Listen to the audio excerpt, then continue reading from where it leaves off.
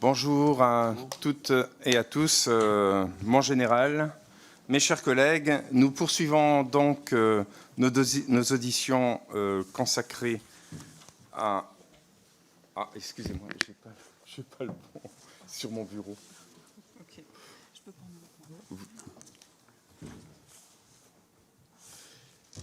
Excusez-moi, j'ai pas le bon dossier. Pour... C'est terrible.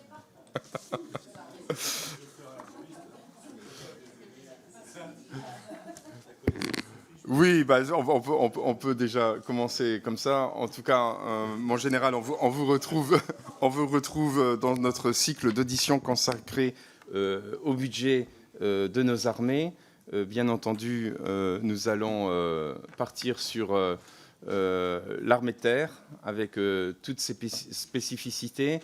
Je ne vais pas revenir sur la situation assez générale du monde, un monde trouble où il y a beaucoup de tensions et qui appelle donc à une augmentation, en tout cas du budget des armées, conformément à la loi de programmation militaire. Pour rappel, en 2025, il est prévu près de 14,3 milliards d'euros qui soient affectés au programme 178, préparation et emploi des forces, dont près de 2,2 milliards d'euros de crédits de paiement dédiés à la préparation des forces terrestres.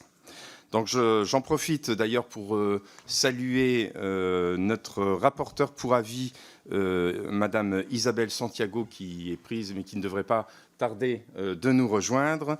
2024 a été une année particulièrement intense sur le plan opérationnel pour l'armée de terre, sans être exhaustif, mais on peut citer entre autres quand même des choses qui ressortent en avant. C'est d'abord la mobilisation exceptionnelle dans le cadre de la sécurisation des Jeux olympiques et paralympiques de Paris, et aussi la Nouvelle-Calédonie, ou encore la participation des forces terrestres aux missions opérationnelles sur le front est de l'Europe.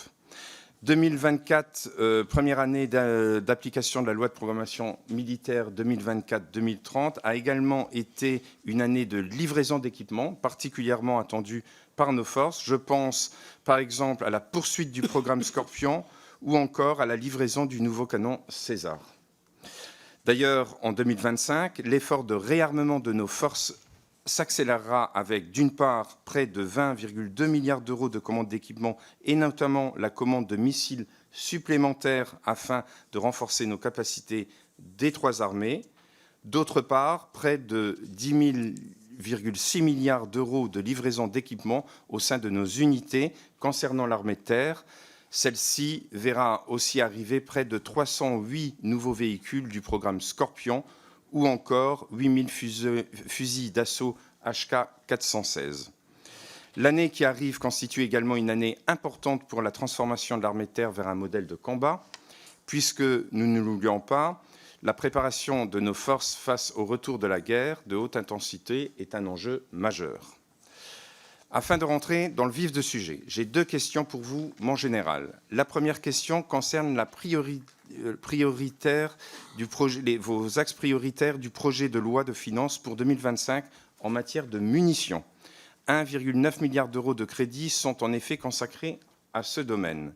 Pourriez-vous nous éclairer sur les enjeux de cette priorisation pour l'armée de terre ? La seconde question concerne la formation annoncée récemment par le président de la République. Environ 2300 soldats ukrainiens sont formés par des soldats français sur le sol français. Nous pouvons nous féliciter d'ailleurs de cette initiative qui matérialise une fois de plus notre soutien à l'Ukraine. Mais pourriez-vous nous apporter des éclaircissements concernant l'éventuelle répercussion, bénéfice ou pas de cet engagement pour l'armée de terre en 2024 et en 2025, notamment sur le plan RH et capacitaire. Sans plus tarder, mon général, je vous laisse la parole. Merci beaucoup, Monsieur le Président, de votre accueil. Mesdames et Messieurs les députés, je suis une fois très, très heureux, bien sûr, de venir parler de l'armée de terre et vous présenter ses projets et ce que concrètement l'armée de terre va faire en 2025, compte tenu du projet de loi de finances, et je le fais à la suite du ministre, bien évidemment, et du chef d'état-major des armées, avec la conscience aiguë de l'effort qui est consacré par notre nation à son armée, et donc à l'armée de terre, dans un moment dans lequel, évidemment, la question des finances publiques et de la bonne utilisation des ressources de l'État est une vraie question. Permettez-moi peut-être ce matin de commencer par avoir une pensée pour les 13 500 soldats de l'armée de terre qui sont en opération en ce moment, et peut-être en particulier pour ceux qui sont au Liban, les 700 casques bleus, qui sont au cœur d'une explosion régionale qui est porteuse de vrais risques d'engrenage.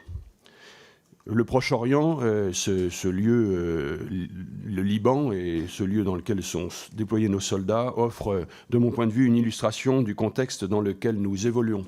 Ce contexte est volatile, alternant les pressions militaires, des signaux dissuasifs et des combats meurtriers. Il est structuré par des hostilités anciennes, mais demeure difficilement prévisible. Les rapports de force y sont assumés, voire démontrés. Ce contexte présente évidemment des défis à relever, mais aussi des opportunités à saisir. De manière paradoxale, ces coups de semonce nous alertent et ils nous offrent une occasion pour réfléchir à ce que signifie la défense de la nation.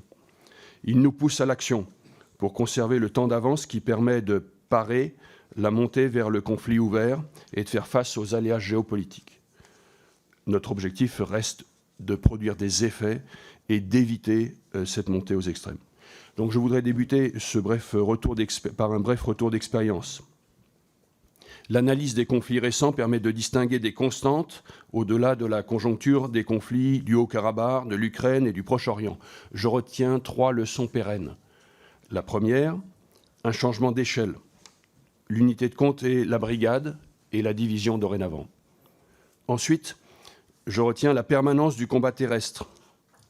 L'engagement au sol est indispensable pour infléchir durablement le cours des conflits.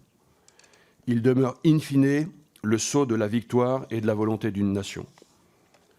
Troisième leçon pérenne que je retiens enfin, c'est que les nouvelles formes et armes du combat se superposent aux anciennes sans les disqualifier. Les nouvelles technologies se déploient au cœur des manifestations les plus classiques de la guerre. Nous sommes à un moment de bascule, une bascule géopolitique, culturelle, technologique, sociale. L'armée de terre s'adapte à ces évolutions qui se conjuguent en une nouvelle grammaire stratégique. L'hybridité des attaques comme des moyens de défense est une réalité. Et d'autre part, le continuum entre compétition, contestation et affrontement en est une autre. L'instabilité géopolitique engendre danger et urgence. Danger car des menaces crédibles de recours désinhibé à la force voient le jour en Russie, au Moyen-Orient, en Iran, en Chine, dans la péninsule coréenne. Des États auxquels nous sommes liés par des accords de défense sont voisins de puissances agressives. Urgence car une fébrilité est perceptible au sein des alliances, notamment au sein de l'OTAN. Des alliés de la France sont en première ligne et se sentent soumis à une menace imminente. Dans ce contexte, la France conserve l'ambition de peser, c'est-à-dire de disposer d'une capacité d'appréciation de situation autonome, d'être en mesure de générer des coalitions, d'établir des rapports de force et de contrer la montée aux extrêmes. Elle se veut une puissance d'équilibre et d'entraînement. L'effort de défense à 2% du PIB et la loi de programmation militaire 2024-2030 à 413 milliards d'euros en attestent. J'observe que les partenaires européens renforcent également leur outil de défense, notamment les pays de l'Est de l'Europe. La Pologne annonce consacrer en 2025 plus de 4% de sa richesse nationale à sa défense. Cette situation appelle bien évidemment une transformation. L'armée de terre la mène. L'actualité me conforte chaque jour dans la conviction que cette transformation est la bonne solution pour rester dans la course. Si je dois résumer la mission de l'armée de terre, je la définirai ainsi. Avec les autres armées, permettre à la France de se présenter en moteur de l'architecture de sécurité européenne, ainsi qu'en pourvoyeuse de sécurité, pour notre pays d'abord, Il s'agit de la défense, de la protection du territoire et de ses habitants, de sa souveraineté, en métropole comme outre-mer, mais aussi la contribution à la résilience de la nation et à l'esprit de défense. Pour nos alliés, ensuite, notamment à l'est de l'Europe et en soutien à l'Ukraine, vous l'avez mentionné, Monsieur le Président, par la démonstration de notre solidarité stratégique. Et pour nos partenaires, enfin, en Afrique, au Moyen-Orient, dans l'océan Indien et jusque dans le Pacifique, par la prévention des crises et l'influence sur les équilibres de sécurité. La loi de programmation militaire donne à l'armée de terre les moyens de cette ambition, articulée autour de l'objectif concret de disposer, à partir de 2027, d'une division de combat déployable en 30 jours. Les années 2022-2024 ont été des années de conception et d'impulsion qui ont adapté l'organisation des commandements. Les années 2024 à 2026, qui s'ouvrent devant nous, sont celles de la cohérence des brigades, qui sont les briques élémentaires des opérations et du fonctionnement de l'armée de terre. Dès le premier semestre 2025, et de manière pérenne dorénavant, l'armée de terre garantira pour notre pays une brigade aux meilleurs standards, c'est-à-dire bonne de guerre, déployable avec ses soldats entraînés, ses équipements, ses appuis, sa logistique et ses stocks, pour peser, agir, réagir et entraîner ses partenaires. Les années 2026 à 2028 qui suivront seront celles de la cohérence, des capacités d'appui et de soutien du haut du spectre au profit de la division de combat déployable en coalition. Pour produire les effets attendus d'elle, ce soir comme demain, l'armée de terre combine 3 dimensions. Et c'est ce que je représente ou veux représenter sur ce schéma qui est affiché et dont je vous ai donné des copies papier, Monsieur le Président. Tout d'abord, une armée de terre stratégique qui protège et agit dès ce soir. Ensuite, une armée de terre innovante qui se prépare pour demain. Et enfin, en socle, une armée de terre soudée par la fraternité d'armes.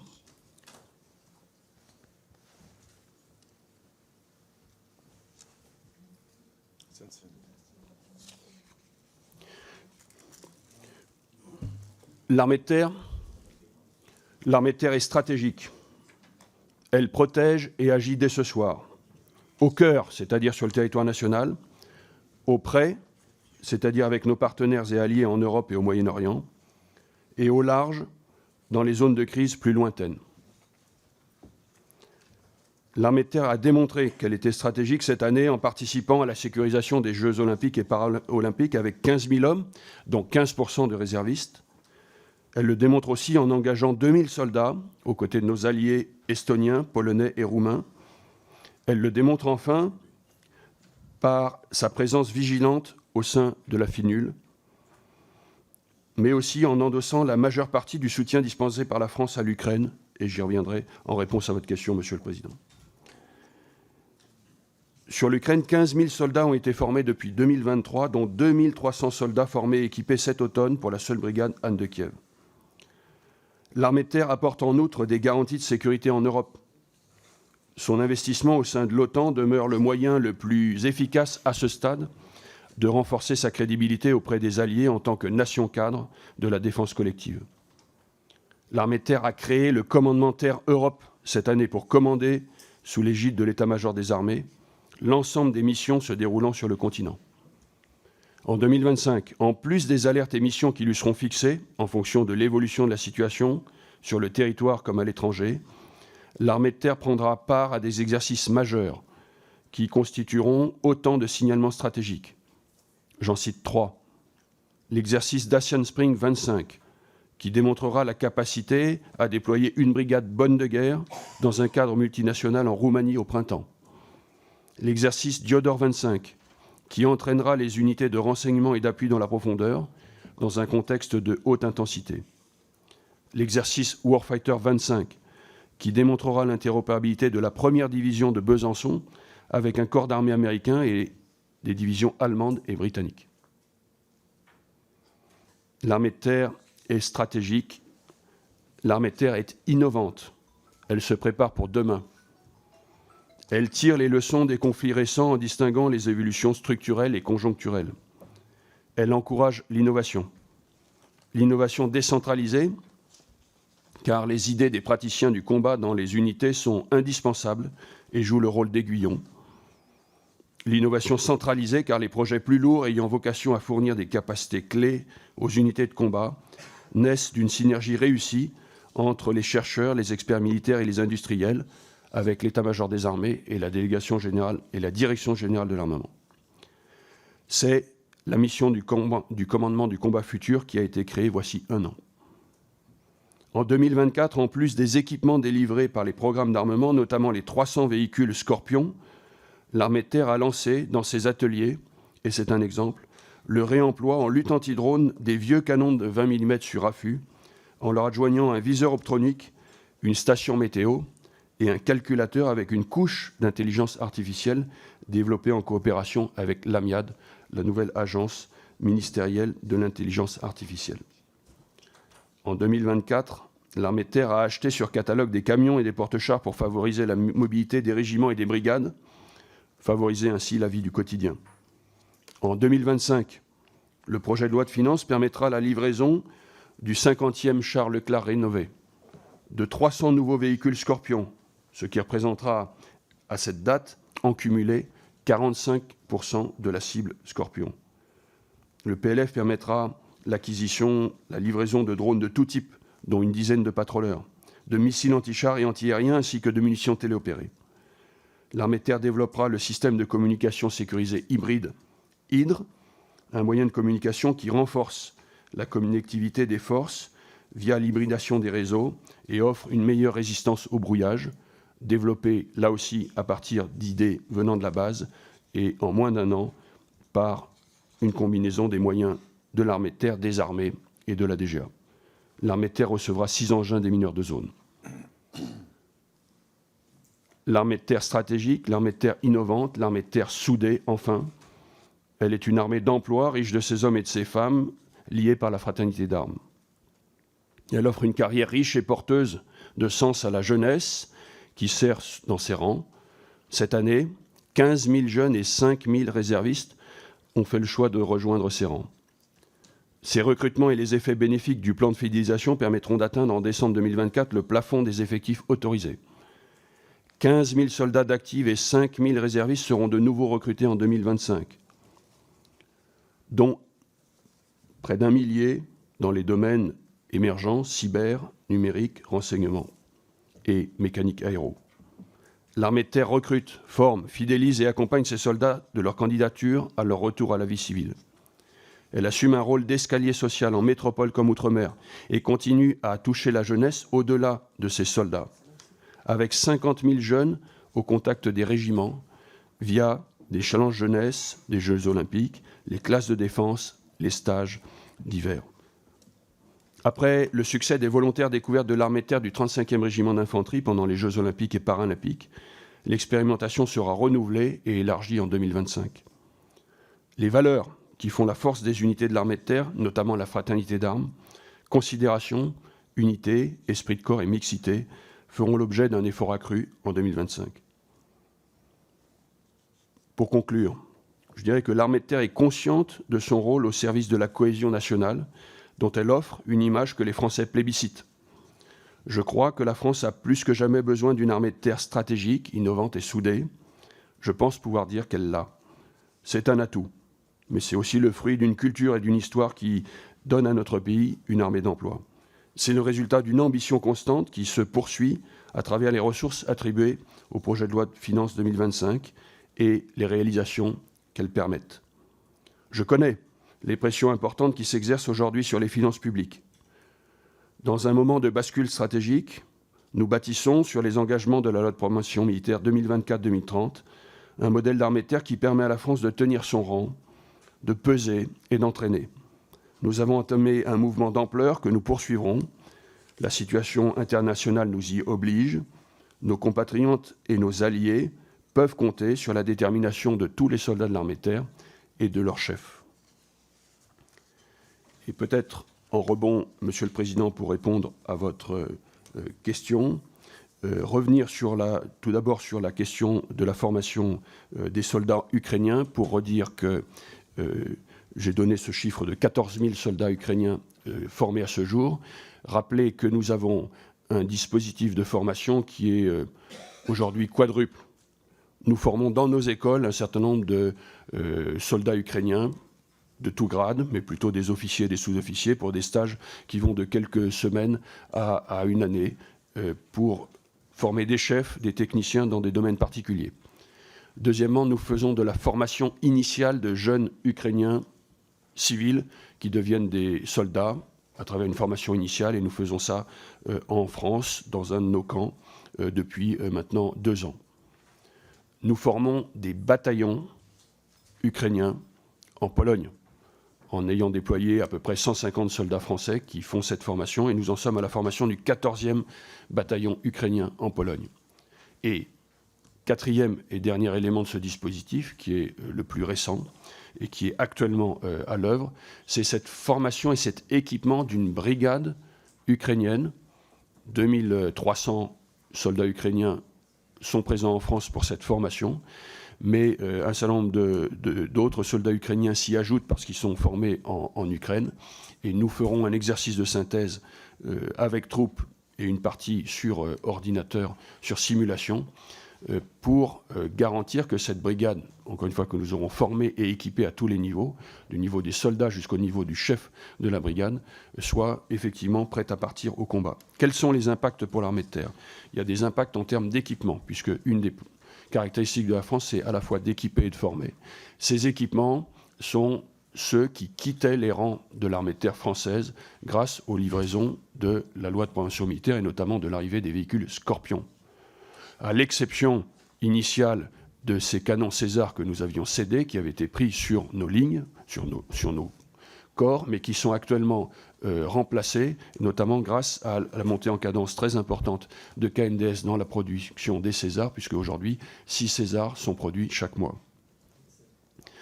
Et dernier axe, enfin, en termes d'équipement, ce sont les munitions.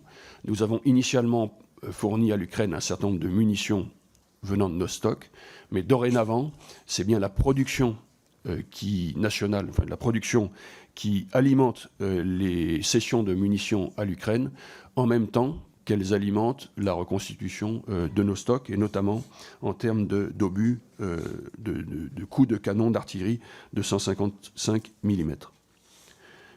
S'agissant de mes priorités pour les munitions au cours de la loi de programmation militaire, enfin plus exactement dans le cadre du PLF 2025, je remets en perspective de la loi de programmation militaire rapidement.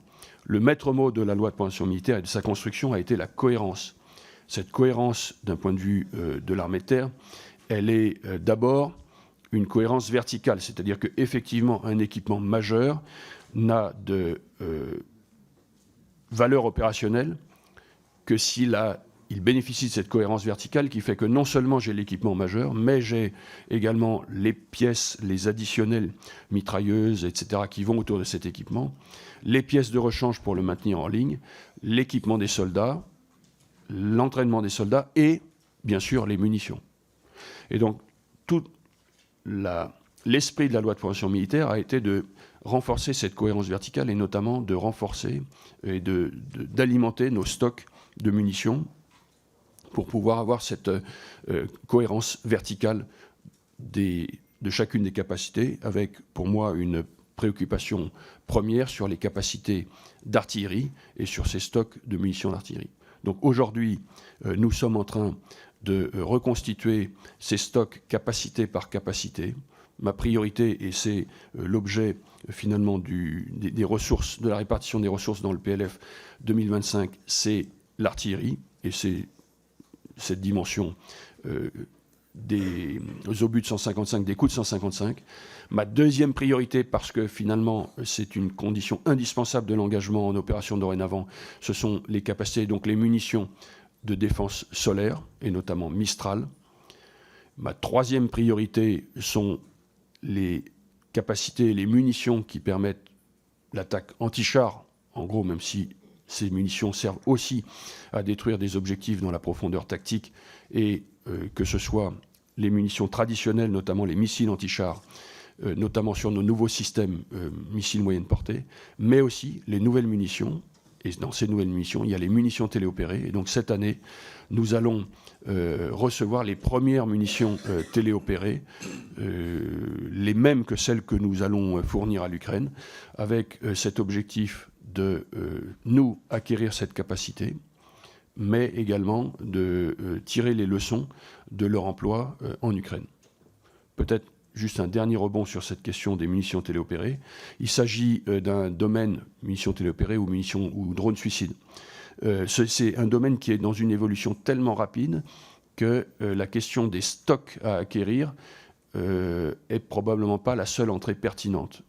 L'enjeu pour moi est probablement d'avoir des industries capables de fournir et de produire les munitions les plus à jour possibles, les plus à jour dans leur structure physique, mais aussi dans les programmes, enfin dans leur soft, dans les logiciels, et notamment toute la partie des logiciels de couches d'intelligence artificielle qui permet de résister au brouillage, de trouver des cibles ou de se repérer grâce à l'analyse des images, de résister, dont les liaisons résistent au brouillage et de façon à pouvoir être opérées, en ayant un flux de production qui permettent l'entraînement et d'avoir un stock minimum, mais surtout une capacité à produire beaucoup plus, à monter en gamme en production au moment où j'en aurais besoin, parce que le risque à constituer des stocks importants de telles munitions, ce serait finalement de toujours avoir des munitions obsolètes, tellement l'évolution est rapide dans ce domaine-là. Et donc ça appelle à une nouvelle façon d'acquérir les munitions, mais ça peut être aussi le cas dans d'autres domaines, qui est finalement un des versants de l'économie de guerre et qui nous impose aussi de revoir nos façons de nous entraîner et de distribuer les équipements dans nos armées. Merci beaucoup, mon général, pour vos réponses précises, en tout cas en ce qui concerne mes questions. Et je rebondirai sur votre dernier point. Effectivement, cette logique d'économie de guerre est inscrite aussi dans cette loi de programmation militaire et c'est un axe important parce que, comme vous l'avez très bien décrit, pouvoir arriver à nos fins, en tout cas pour que vous puissiez avoir les stocks nécessaires, il est important que notre industrie de défense aussi se revoie peut-être ses pratiques et monte en intensité. Je vous remercie. Je vais passer la parole aux orateurs de groupe et en laissant la parole à Thierry Tesson pour le Rassemblement national. Merci, Monsieur le Président. Mon général, chers collègues, dans les composantes de toute armée, la partie terre occupe une place dont le retour des conflits de haute intensité rappelle l'importance. La guerre en Ukraine, avec l'émergence de technologies telles que la robotisation, les drones, l'intelligence artificielle, est autant une alerte et une obligation pour adapter nos forces terrestres. Cette évolution nécessite des moyens financiers accrus. La LPM 2024-2030 a certes prévu une augmentation du budget de l'armée de terre, mais ce dernier apparaît en trompe-l'œil pour 2025. Nous déplorons tout d'abord les gels de crédit qui rendent particulièrement tendue la fin de gestion 2024. Nous constatons que pour l'année prochaine, la marge de 3,3 milliards d'euros de la mission défense sera grevée par des dépenses non votées en LPM. Les surcoûts des OPEX seront ainsi financés par les crédits du ministère des Armées. En outre, les fonds versés à la Facilité européenne de paix au recomplètement des stocks pour l'armée ukrainienne sont autant de moyens enlevés à nos forces. À titre d'exemple, sur le segment artillerie, les cessions de LRU et de canons César ont déjà entraîné un trou capacitaire auquel le PLF pour 2025 ne semble pas apporter une réponse suffisante, notamment sur les munitions. Rappelons aussi que l'armée de terre disposera de 500 blindés Griffon et Jaguar de moins en 2030 par rapport aux prévisions. Dans ce contexte budgétaire tendu, elle restera pourtant particulièrement mobilisée en 2025. D'où mes deux questions en général. L'armée de terre participera ainsi à des grands exercices, vous en avez parlé, notamment au Tanien. Pouvez-vous, mon général, revenir sur les enjeux et le coût pour votre armée de ces exercices ? Enfin, nos forces restent mobilisées dans le cadre de l'opération Sentinelle que le groupe RN appelle à voir évoluer puisque les JO sont terminés. Pouvez-vous, mon général, revenir sur l'évolution envisageable de ce dispositif et sur la réallocation possible de ces ressources sur d'autres segments de votre armée ? Je vous remercie. Merci, mon général. La parole est à vous.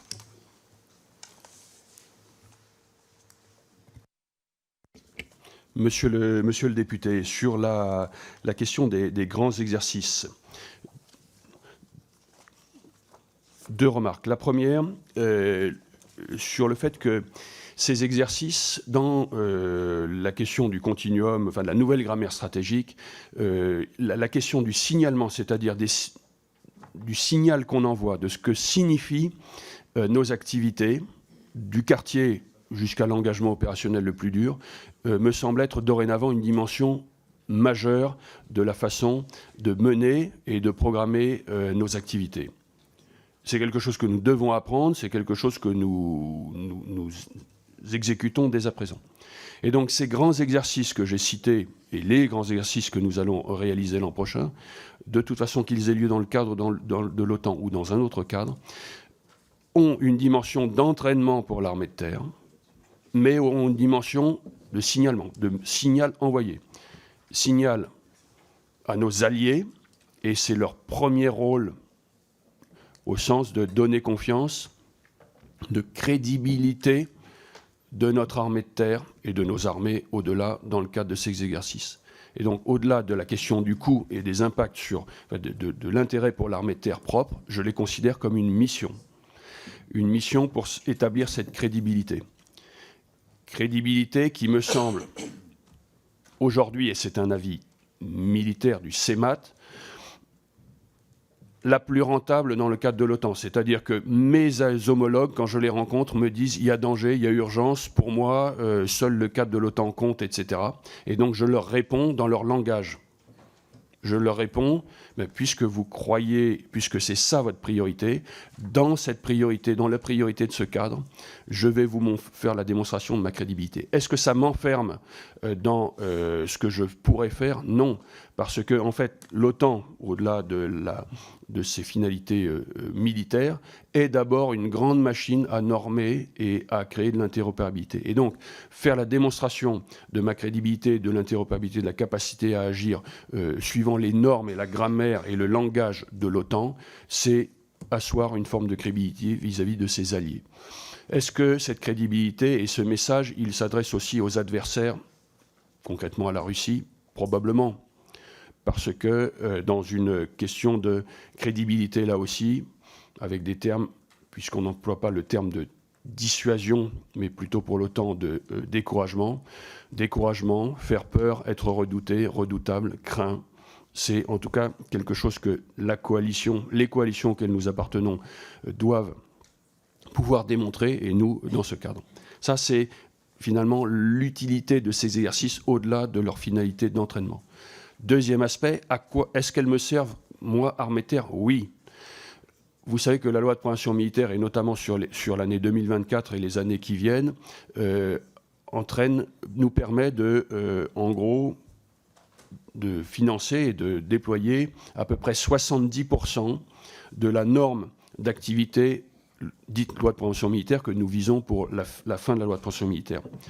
Ces 70% d'activité, il m'appartient d'essayer de les répartir au mieux entre de l'activité en garnison qui va permettre d'entraîner de manière très intéressante tous mes soldats, mais finalement dans des coordinations qui sont assez réduites, de l'entraînement interarmes, c'est notamment dans les grands camps d'entraînement que nous avons à l'est de la France ou en terrain libre, qui va me permettre de faire des activités qui vont mieux engager le commandement, mais au cours desquelles, forcément, la multitude des soldats déployés ne va pas forcément faire son métier le plus difficile, puisque une des réalités militaires, c'est aussi que quand on met l'effort sur un niveau, qu'on entraîne un niveau, les autres niveaux, au-dessus et en dessous, finalement, c'est peut-être moins rentable. Et ces grands exercices, eh bien, c'est aussi une façon de s'entraîner indispensable pour moi, notamment dans les dimensions de la logistique, de la circulation en Europe, du déploiement des forces, de la manœuvre de grandes masses militaires, parce que c'est une dimension que nous avions finalement omise au cours des années précédentes et sur laquelle nous devons remonter en gamme. Ces crédits, d'entraînement et d'activité, eh bien, ils sont répartis et ils sont en vase communicant entre ces différents niveaux. Aujourd'hui, et notamment pour l'année 2025, j'estime que l'équilibre, pour moi, entre ces entraînements vraiment élémentaires, intermédiaires et les plus exigeants, est correct et est en ligne avec cette ambition de brigade déployable en 2025 qui est un des objectifs de la loi de programmation militaire et qui sera démontré à travers un exercice de l'OTAN, vers la division. Et donc nous augmentons l'entraînement en termes de qualité dans une quantité qui est définie par la loi. Deuxième aspect, les sentinelles. Effectivement, les Jeux Olympiques ont été un très grand succès pour notre pays et je pense que chacun s'en réjouit. Et ça a été donc un grand succès pour les armées, pour l'armée de terre. Et vraiment, tous les retours que j'ai des soldats, 15 000 soldats qui ont été déployés pour Sentinelle et dans son environnement, est la fierté d'avoir participé à un moment tout à fait particulier pour notre pays. Bien sûr que ça avait demandé de la préparation, d'aménager l'entraînement, le programme, les permissions, etc. Mais finalement, les événements s'étant produits comme prévu. Nous avions dimensionné correctement les unités et il n'y a pas eu de surprise de nature à modifier les forces déployées. À l'occasion de ces Jeux Olympiques, nous avons eu finalement un dialogue dit civilo-militaire, donc entre les différentes composantes qui ont contribué, bien évidemment, notamment au ministère de l'Intérieur, au premier lieu, à la protection et à la sécurité de ces Jeux Olympiques, qui a été extrêmement fructueux. Et donc, tout notre objectif pour la suite, c'est de conserver les acquis ou de capitaliser sur les acquis de ces Jeux Olympiques pour les nouvelles formes d'engagement. Quels sont-ils ces atouts? Premièrement, c'est ce dialogue civilo-militaire interministériel au plus haut niveau des préfets de zone et au niveau décliné jusque dans les départements entre les préfets, les différents services interministériels et les armées. Deuxièmement, c'est le fait que nous avons déployé des capacités qui n'étaient pas habituellement déployés, des chiens en recherche d'explosifs, des soldats capables de vérifier là aussi l'absence d'explosifs au préalable dans les stades ou ces lieux, des plongeurs, des systèmes de sonar de surveillance de fleuves, des systèmes de drones, des hélicoptères, des quads, et finalement réussi à démontrer et à exploiter le fait que nous avons des capacités qui ne sont pas seulement comptées en hommes alignés, et à le faire prendre en compte et que ce soit dorénavant quelque chose qui puisse être pris en compte. Autre élément, ça a été la définition des effets plutôt que d'effectifs à déployer. Tous ces éléments, il est important qu'on puisse les poursuivre de façon à ce qu'on puisse poursuivre la mission Sentinelle, mais en adapter les modalités en capitalisant sur ces dialogues à tous les niveaux. Merci, mon général. La parole est à Karl Olive pour le groupe Ensemble pour la République. Monsieur le...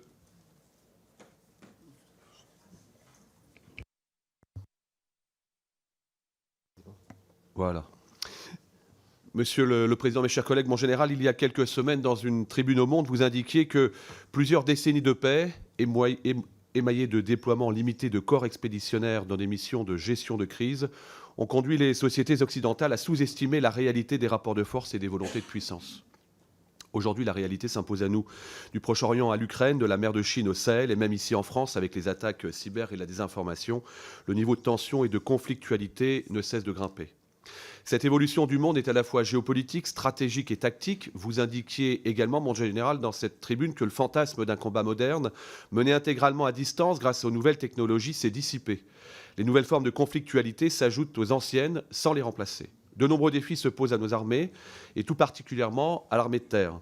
Le premier défi est humain, le fantasme de gagner une guerre avec seulement 300 soldats disparus. Nos armées ont besoin de soldats formés, expérimentés, surtout en grand nombre. Si le besoin en recrutement s'accentue, le défi de la fidélisation est tout aussi primordial. Quelle est votre vision concernant le plan fidélisation 360 degrés lancé en mars 2024, censé répondre à ce défi au sein de l'armée de terre? Le second défi est celui de l'armée et des munitions. La guerre en Ukraine nous le montre, le besoin en munitions dans un conflit de haute intensité est crucial. D'ailleurs, l'an passé, nos collègues Vincent Bru et Julien Rancoul alertaient dans un rapport sur l'état des stocks pour cette commission. Bien que leur niveau exact soit classifié, on le comprend, il semblerait qu'il soit au plus bas, ne permettant pas de tenir au-delà de quelques semaines en cas de conflit dur. Pour y remédier, 2 milliards d'euros supplémentaires sont prévus dans le cadre de la loi de programmation militaire. Entre 2024 et 2025, une augmentation d'un peu plus de 12%, 12,65%, sera votée pour l'équipement de nos forces. Cette évolution, mon général, sera-t-elle suffisante? Quelle réponse faudra-t-il y apporter? Je vous remercie. Merci. Mon général, la parole est à vous. Monsieur le député, effectivement, la question de la fidélisation et au-delà des ressources humaines est primordiale dans toute organisation. C'est clair, peut-être que dans l'armée de terre, ça l'est encore davantage, en quantité, en qualité, en rapport confiance mutuelle, rapport de commandement, style, etc. Cette question de la fidélisation est donc une question importante. Même si, et je le mets en préambule, nous avons un impératif de jeunesse. Et donc notre modèle d'armée de terre, et il est un peu unique en Europe à ce stade, mais il me semble consubstantiel à celui d'une armée d'emploi, et cet impératif de jeunesse qui fait que nous avons une ressource humaine en flux. Chaque année, notre modèle, et pour les militaires du rang, c'est la masse de nos hommes et de nos femmes, d'une durée des services de 7 ans. C'est notre modèle. Et il entraîne un besoin de recrutement de 15 000 jeunes par an, 1 millier d'officiers, 2500 sous-officiers et le complément en militaire du rang. Évidemment, plus on allonge la durée des services dans le maintien en service, plus on pourrait arriver à limiter ce flux entrant.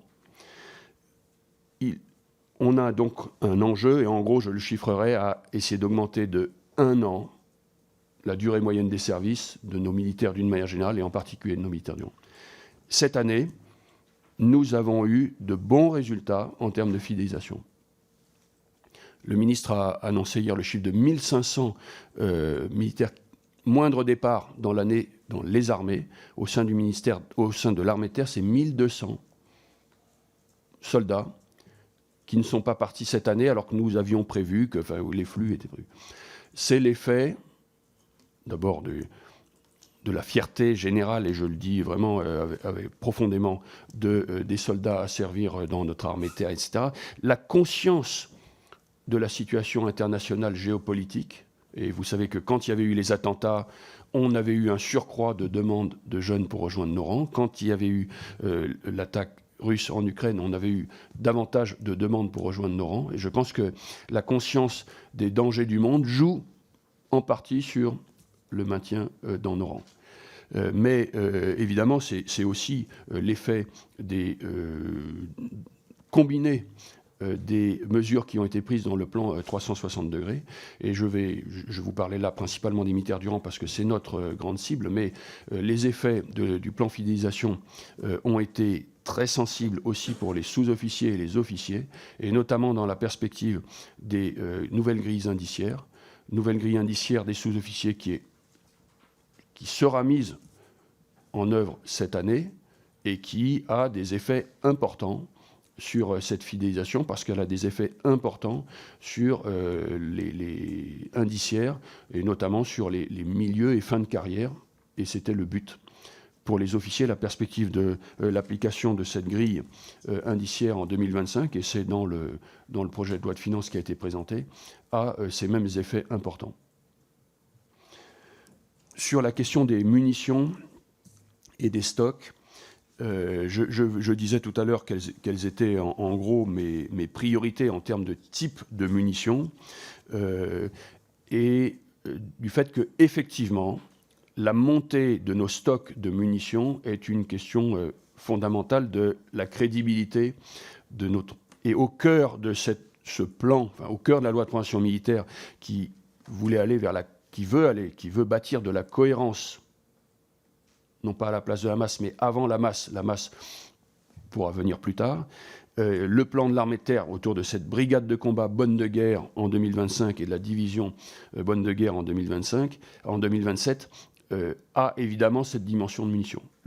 Les crédits qui sont aujourd'hui consacrés aux munitions me permettront de garantir que cette brigade dite bonne de guerre, à partir de 2025, au meilleur standard, sera dotée des munitions nécessaires en stock, non seulement pour s'entraîner au quotidien, etc., mais ensuite pour partir avec elle, avec les stocks nécessaires pour mener les combats suivant des abacs qui sont établis et qui sont aussi revus en permanence en fonction des conditions possibles d'engagement. Et l'objectif va être de continuer à monter en gamme ces munitions pour cette division 2027. Et pour la division 2027, c'est non seulement les munitions classiques des unités de combat de contact, mais aussi toute la gamme des munitions qui permettent des actions dans la profondeur, tactique, y compris pour le LRU, de façon à avoir les capacités nécessaires à cette échéance. Merci, mon général. La parole est pour 2 minutes à Aurélien Saint-Toul de la France Insoumise, Nouveau Front Populaire. Merci, Monsieur le Président. Merci, Général. Merci en particulier d'avoir commencé en exprimant votre préoccupation à l'égard des soldats français de la FINUL au Liban. Nous la partageons. Une question d'ordre général. Le ministre a évoqué le budget ici devant nous en suggérant que la programmation physique ne serait pas touchée par les surcoûts, les dépenses qui n'avaient pas été votées en LPM. Alors, comme je suis un esprit taquin, j'ai bien entendu qu'il y avait une autre programmation qu'une programmation physique, une programmation non physique. Est-ce que vous pouvez m'expliquer en quoi la programmation non physique de l'armée de terre pourrait être, elle, impactée ? Ensuite, j'aimerais revenir sur l'enjeu majeur du MGCS. Il n'a été finalement que brièvement évoqué. Ça fait un peu plus d'1 an maintenant que je joue les Cassandres. On a appris hier que Rheinmetall signait un partenariat avec Leonardo et que la stratégie sur laquelle j'avais déjà alerté en disant que Rheinmetall aurait 2 feux au fer d'une certaine façon, il mobilisait la trésorerie de KNDS France sur un projet qui vraisemblablement n'aboutirait pas et qu'à la fin, il n'y aurait plus qu'un sur l'étagère une offre disponible en Europe, une offre allemande. Est-ce que vous partagez aujourd'hui cette analyse ? Est-ce que ce contrat avec Leonardo est de nature à vous inquiéter ou au contraire vous trouvez que c'est parfaitement normal et légitime de la part de Rheinmetall et de nos partenaires allemands ? Une autre question porte sur la succession du LRU. Le bleu budgétaire que j'ai sous les yeux en réalité ne mentionne que la capacité de frappe à longue portée que 2 fois. En réalité, aucun crédit n'est désormais ouvert en 2025 sur le sujet. Je trouve ça relativement inquiétant. Et puis, une question sur le segment de l'aviation légère, puisqu'on prévoit 6 livraisons de Tigre rétrofités. Mais évidemment, on y a des enjeux pour l'industriel, à passer bientôt à généraliser le standard 3. Donc j'aimerais savoir aujourd'hui quelles sont les perspectives réelles de maintenir un programme rétrofité de qualité sur ce segment d'aviation légère. Merci, mon général. Oui, monsieur le député, programmation physique ou autre, compte tenu des masses financières et de la vie des programmes d'armement, des acquisitions autres, il y a évidemment en cours d'année, et notamment dans la gestion, un certain nombre d'ajustements qui sont menés, ne serait-ce que parce que, effectivement, dans une année comme l'année qui vient de se dérouler, l'envoi les Jeux Olympiques étaient prévus, mais la forme du déploiement des Jeux Olympiques, les mesures qui allaient être prises pour les questions de rémunération, d'équipement de ces soldats, etc., n'étaient pas forcément arrêtées au moment, il y a 1 an exactement, quand je suis venu vous expliquer ce que nous comptions faire à partir du projet de loi de finances. Les événements en Nouvelle-Calédonie ou autres ont été finalement des événements qui ajustent, qui sont la vie quotidienne de l'armée de terre et des armées, et qui font qu'il y a, de manière au sein de cette programmation et de leur réalisation, un certain nombre d'ajustements, je dirais, un certain nombre d'ajustements.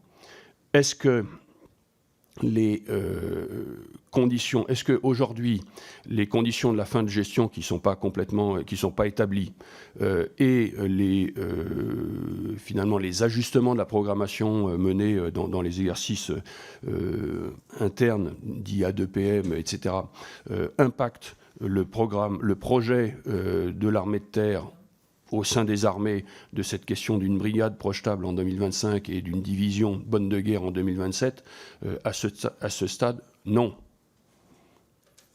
J'ai cet objectif grâce aux moyens qui sont fournis, et je maintiens cet objectif.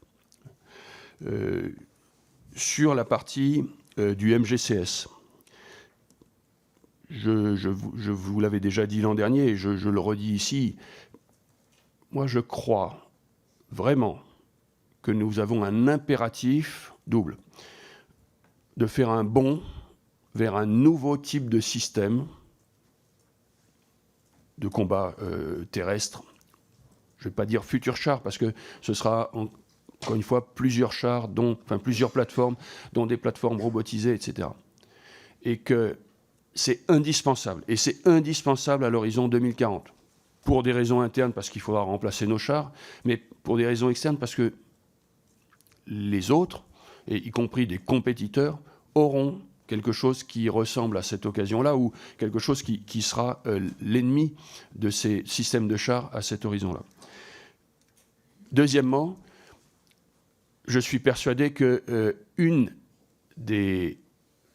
des critères d'efficacité de ce système sera d'être un système partagé par les Européens. Aujourd'hui, la voie qui a été choisie, c'est de le faire à travers un couple franco-allemand industriel et militaire, mais qui a vocation à être rejoint par d'autres, sur le plan industriel comme sur le plan opérationnel. Ce que je constate sur le MGCS, c'est que le MGCS est en effet des progrès importants et continue à avancer, me semble-t-il, à travers un certain nombre de jalons. Un des jalons qui était déjà dans la fin de l'année 2023 avait été cette signature commune avec mon homologue, le général Meis, d'une définition du besoin militaire commun sur la base duquel a pu se construire un chemin industriel qui a été la lettre d'intention, enfin, plus qu'industriel, politique, la lettre d'intention des deux ministres, mais aussi industriel, signature de documents communs et de feuilles de route par les industriels au moment d'Eurosatory et actuellement les discussions qui se poursuivent. Donc je continue à croire à ce système et à l'impératif de son succès. Sur la question de rapprochement Rheinmetall-Leonardo, j'escompte qu'à la fin, ça devienne une contribution au MGCS. Et de toute façon, si c'est un projet alternatif basé sur un seul engin, qui serait qu'une évolution des engins actuels, à mon avis, c'est rater la marche. Sur la partie du successeur du LRU,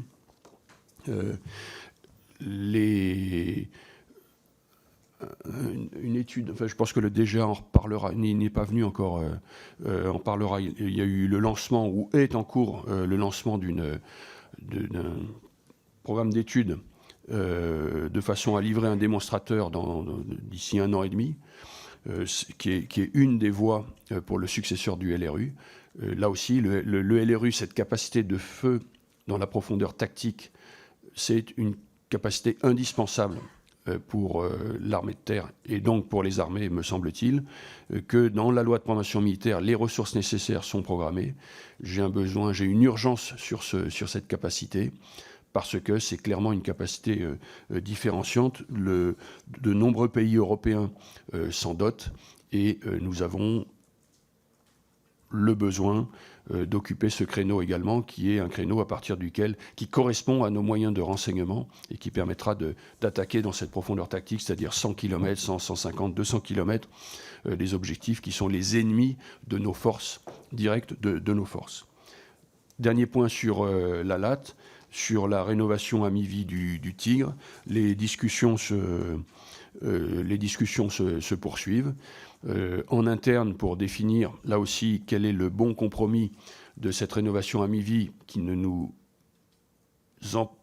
mobilisera pas les ressources qui seront nécessaires pour franchir la marche suivante.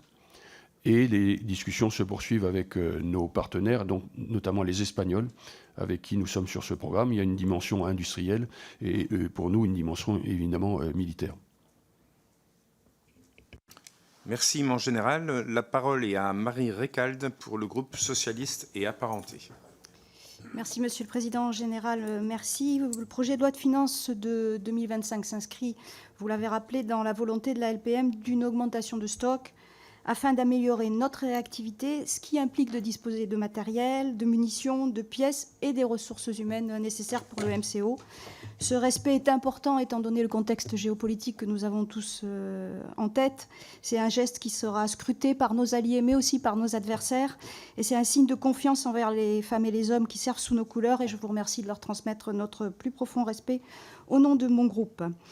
Le rapport sur la LPM 2024-2030 fait état, néanmoins, d'ores et déjà de plusieurs retards et difficultés, dont notamment sur les chars Leclerc rénovés. Pour cause de traitement de nouvelles obsolescences, il apparaît effectivement, qu'ils ne sont pas adaptés à la lutte anti-drone. Est-ce que, dans ce cadre, vous pouvez nous dire si un plan d'adaptation à la lutte anti-drone est envisagé sur ces chars? Un autre exemple de ces difficultés, c'est le déploiement du nouveau blindé Jaguar dans le cadre du programme Scorpion.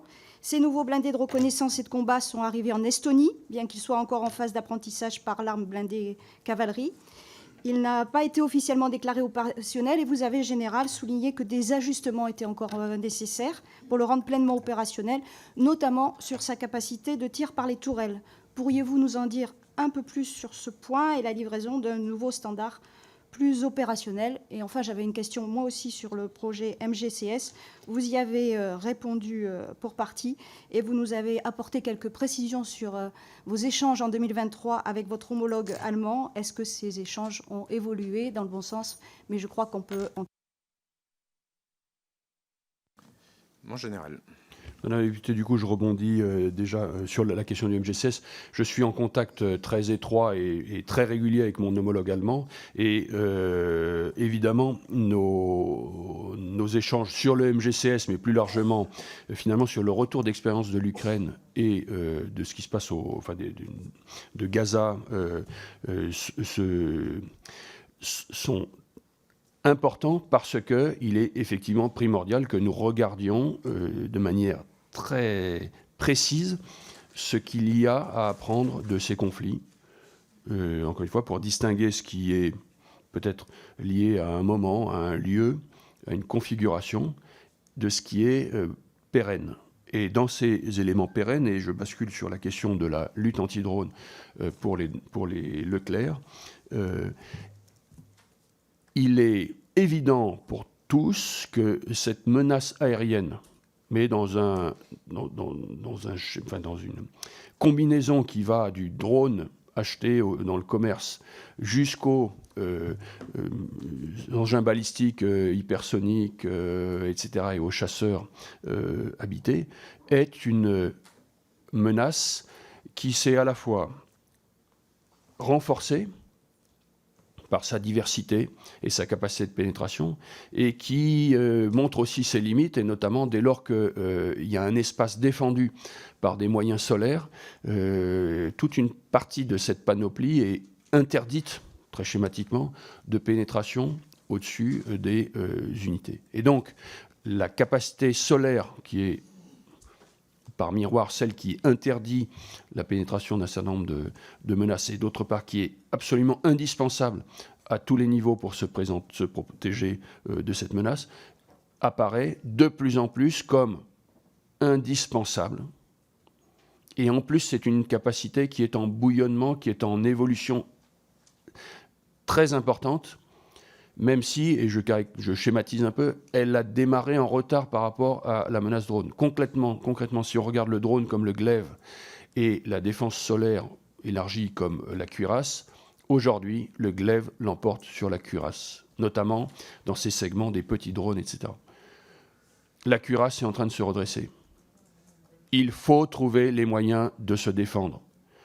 Et aujourd'hui, ce démon est bouillonnant entre les armes à effet dirigé, le brouillage, la guerre électronique, les moyens de fusils à partir des armes des combattants, sur l'asservissement de toutes les tourelles qui sont téléopérées sur tous les véhicules modernes, des munitions particulières développées, Airburst, etc., des armes anti-aériennes qui sont développées. C'est un domaine qui est en explosion. Y aura-t-il une martingale, un système capable de protéger contre toutes les menaces aériennes? Probablement pas. Est-ce qu'il y aura des systèmes qui seront particulièrement efficaces, notamment pour éliminer la menace de tous ces petits drones qui sont plastiques et qui sont qui sont sans défense? Je le crois. Maintenant, comment on pourra avoir des défenses à la fois efficaces et qui soient portables? Et vous parliez du Leclerc, et ça me permettra... on pourrait revenir au MGCS.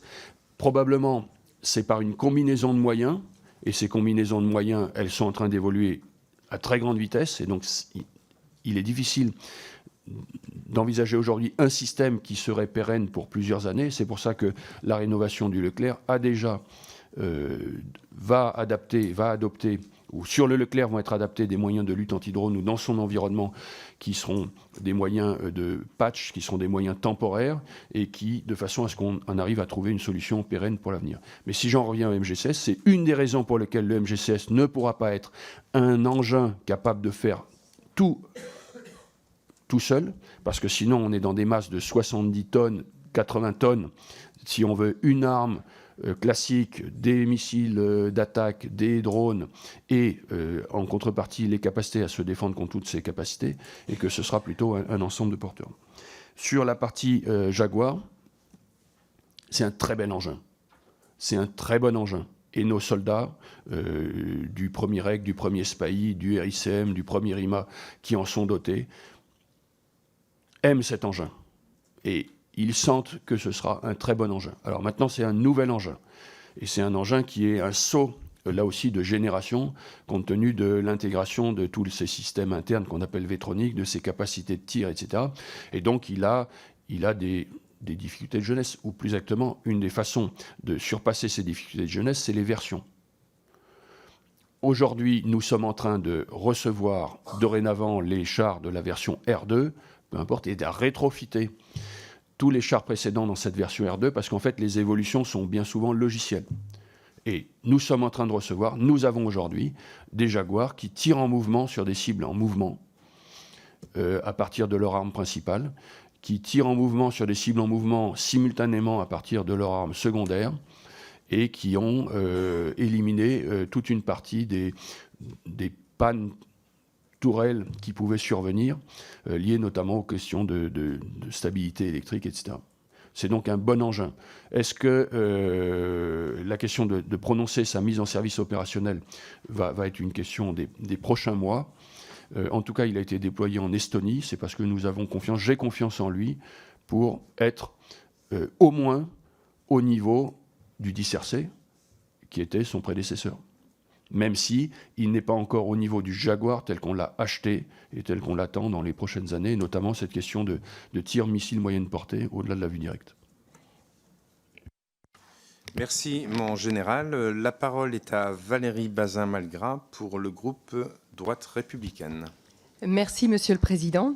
Général, le cap des 60 milliards d'euros de crédit va être dépassé avec une hausse de près de 6% du budget de la mission Défense.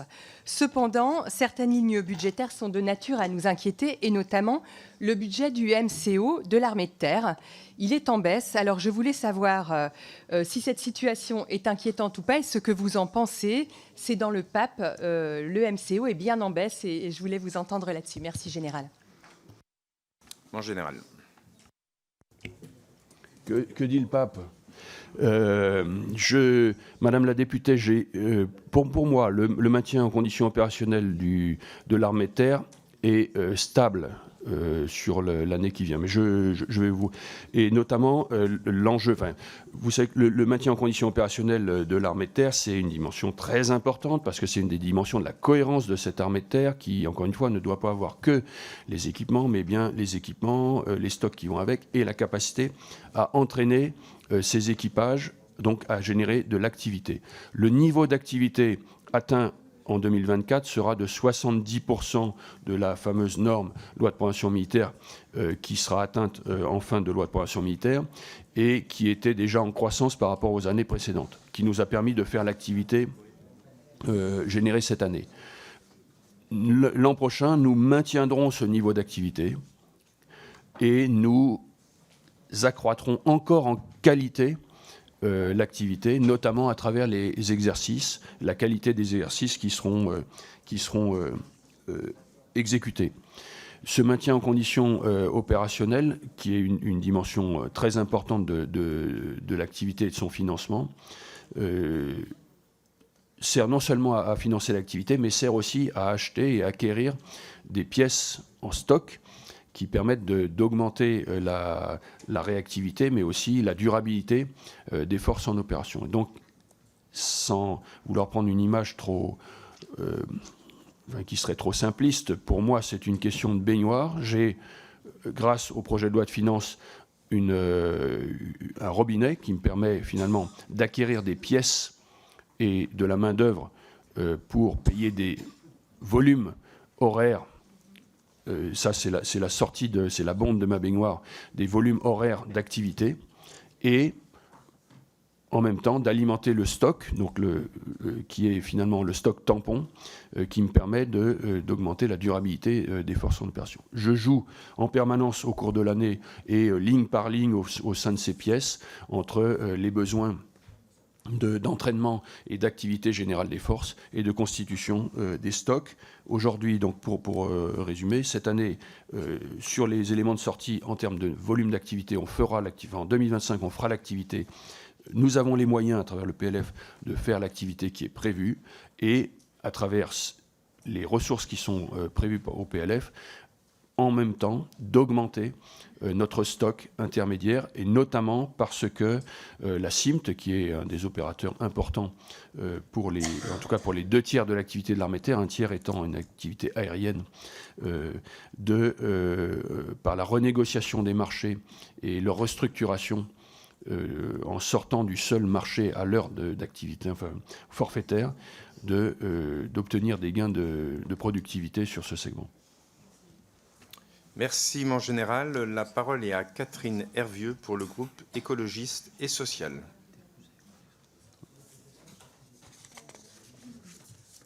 Pardon. Collègue général, la situation sécuritaire au Moyen-Orient se dégrade de jour en jour sans visibilité d'un cessez-le-feu dans un avenir proche. Le 24 octobre, la France organisera une conférence internationale de soutien à la population et à la souveraineté du Liban. Cet événement a pour objectif de nous mobiliser collectivement pour répondre aux besoins de protection et de secours d'urgence des populations du Liban. De plus, il sera le lieu pour définir un cadre de soutien aux forces armées libanaises afin qu'elles soient en capacité de garantir la stabilité interne du pays. Quels seraient alors nos moyens pour soutenir matériellement le Liban, en prenant en compte que les volumes de cession de matériel baissent afin de conserver des capacités opérationnelles et de réserve? Vous venez de nous apporter quelques éléments. Par ailleurs, les forces armées ont un défi majeur à relever, celui de l'adaptation au changement climatique. Ils modifient les missions de l'armée vers des opérations de sauvetage ou humanitaires, voire les opérations comme Héphaïstos et la création de l'UISC-4. Sommes-nous prêts à accompagner nos militaires dans ces nouvelles opérations? De plus, la transformation de l'environnement s'accompagne par la nécessité d'une évolution structurelle pour la transition écologique et énergétique des armées. D'un point de vue opérationnel et également de la participation à l'effort collectif de chaque administration de l'État, nous posons 2 sujets dans le cadre du PLF 2025, celui des conditions de vie et d'exercice des troupes sur le territoire français et à l'étranger. Pour être attractif, et vous en avez parlé, Général, l'armée a besoin d'accueillir son personnel dans des lieux salubres. La rénovation des bâtiments est un axe majeur de cette transition.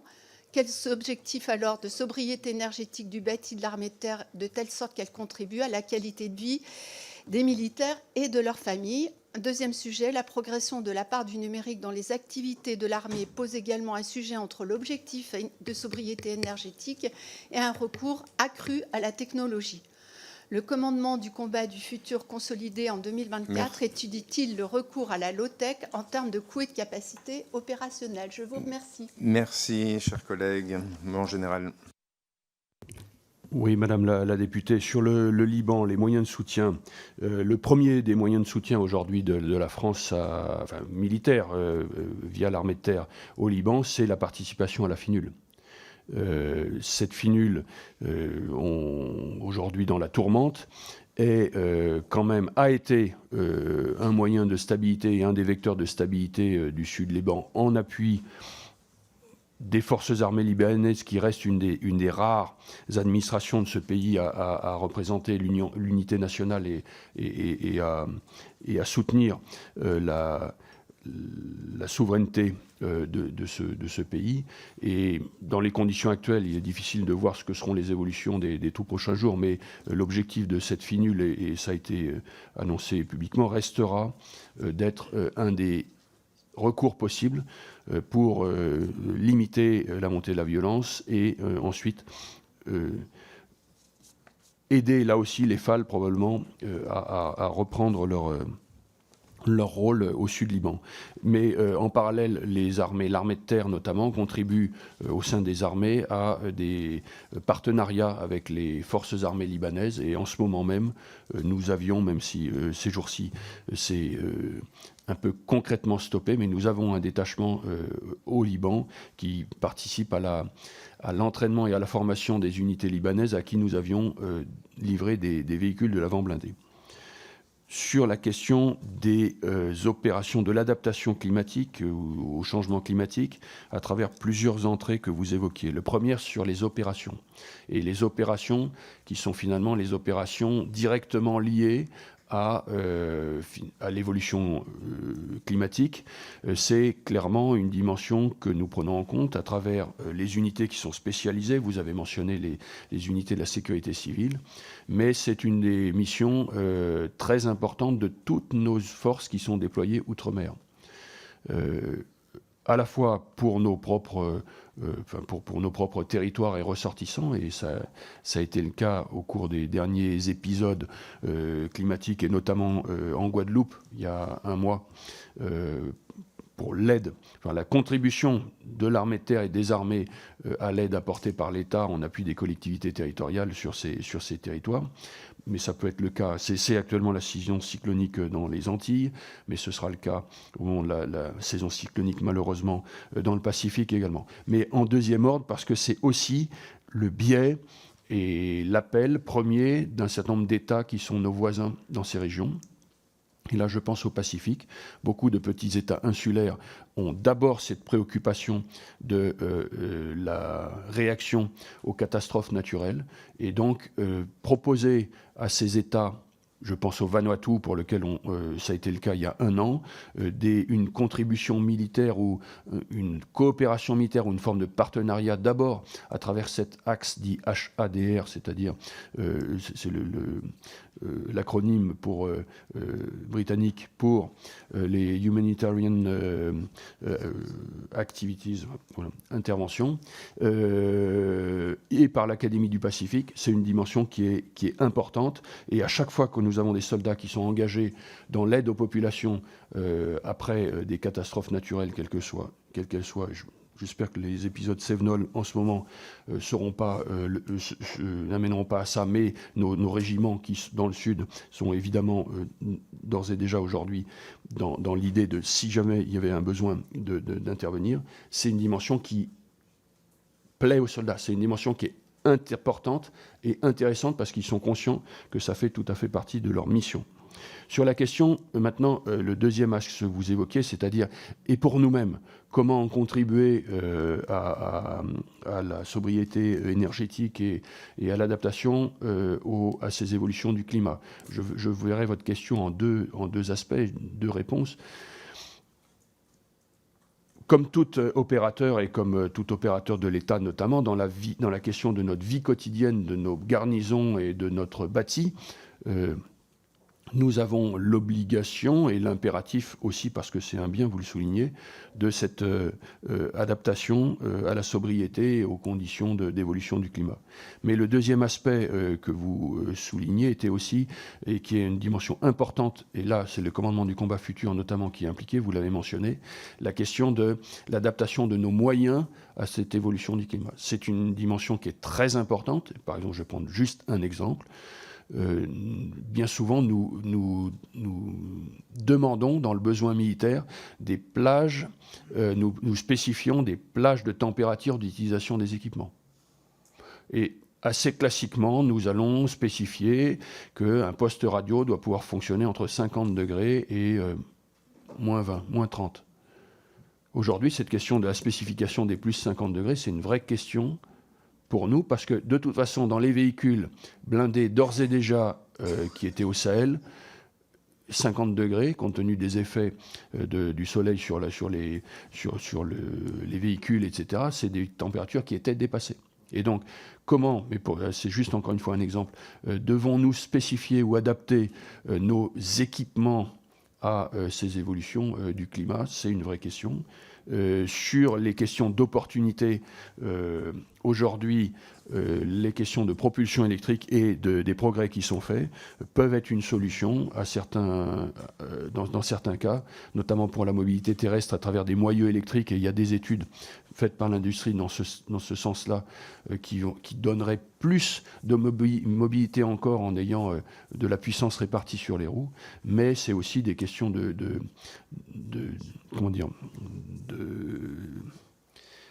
faire moins de bruit, enfin de discrétion, qui sont des opportunités possibles pour nous dans ce domaine-là. Merci, mon général. La parole est à Christophe Blanchet pour les démocrates. Merci, Président. Mon général, mes deux questions aborderont le thème de la fidélisation. Et en premier lieu, la question des réservistes que vous avez évoquée, les 5000 recrutements. Ma réflexion et question là-dessus seront à la fois au niveau du RO1 et du RO2. Les 5000 réservistes que vous voulez recruter, c'est très bien. Il faut encore aussi les fidéliser et les garder, tout comme celles et ceux qui sont réservistes aujourd'hui.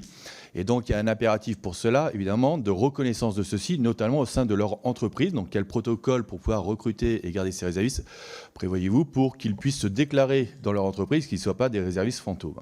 Sur la RO2, il y avait été question, lors du rapport en 2021 avec Jean-François Parigi, de question de reconnaître et de mobiliser ces réservistes RO2 qui se sentaient démobilisés, qui l'étaient d'ailleurs, mais qui ne se sentaient pas concernés par le fait qu'ils appartenaient encore à la réserve, parce que souvent ils étaient soit pas appelés, ou soit souvent on ne savait pas où ils étaient. Donc quel regard et quel protocole allez-vous adapter là-dessus, mon général? Ma deuxième question sur la fidélisation concerne la mixité. Le cahier d'incidents, outil du manager contre les violences sexuelles et sexistes, à travers l'instruction ministérielle du 28 juin 2024 sur la mise en œuvre d'un programme de lutte contre les violences sexuelles et sexistes au sein du ministère des Armées, à travers l'expression suivante en page 6, généraliser le recours au cahier de rapport hiérarchique dès les premiers signes de comportement inadapté.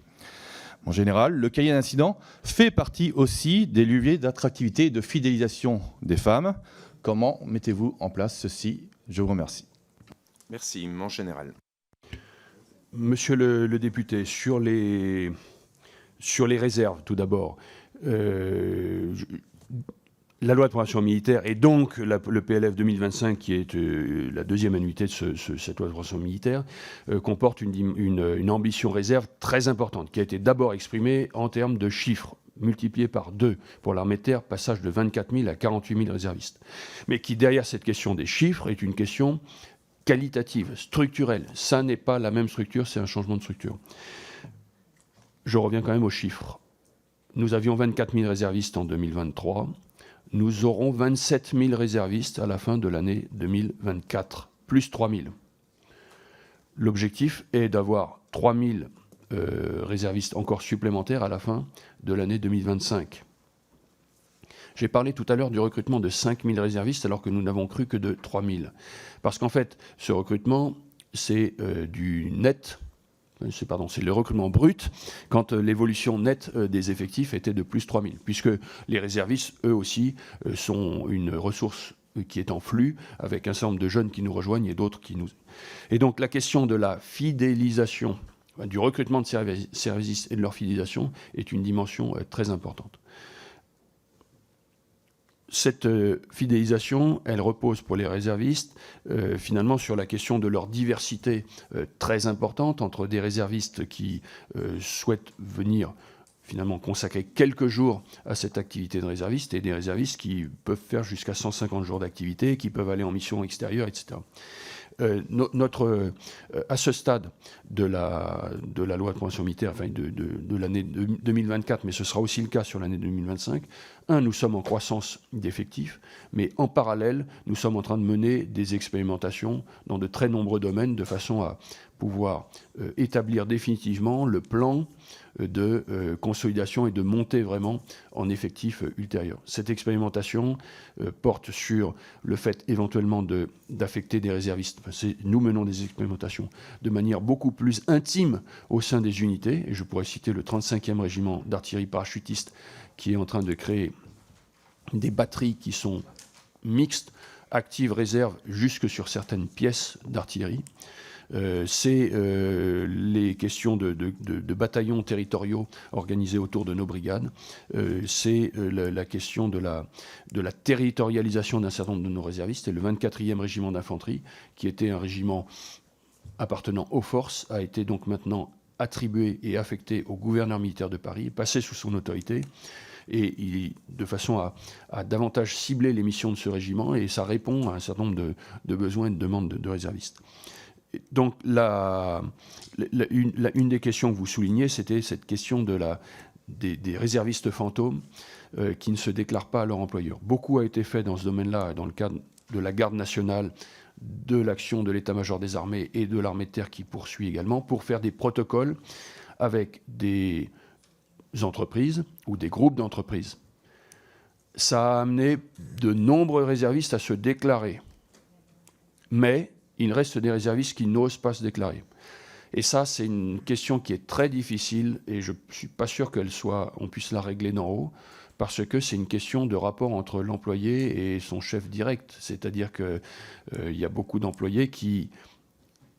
Je pense que l'enjeu de ces protocoles, c'est de faire en sorte que si le réserviste se déclare comme tel et concrètement prend des jours pour faire de la réserve sur son emploi principal, ça lui soit rendu possible. Mais je ne pense pas qu'on puisse aller jusqu'à l'obligation pour lui de se déclarer. Et si, parce que, compte tenu de la personnalité de son chef, de son environnement direct, etc., il préfère rester discret sur cette dimension, ou la déclarer, ce qui est une solution intermédiaire, tout en continuant à prendre sur ses congés pour faire de la réserve, c'est difficile d'avoir un système centralisé qui obligerait ou qui forcerait dans un sens différent. Et puis pour la ARO2, c'est-à-dire les anciens militaires d'active, leur obligation de service, c'est une ressource très importante, mais c'est une ressource que nous exploiterons et que nous développerons plutôt dans la deuxième partie de la haute pression militaire. Aujourd'hui, notre priorité porte sur ces réservistes opérationnels déclarés comme volontaires.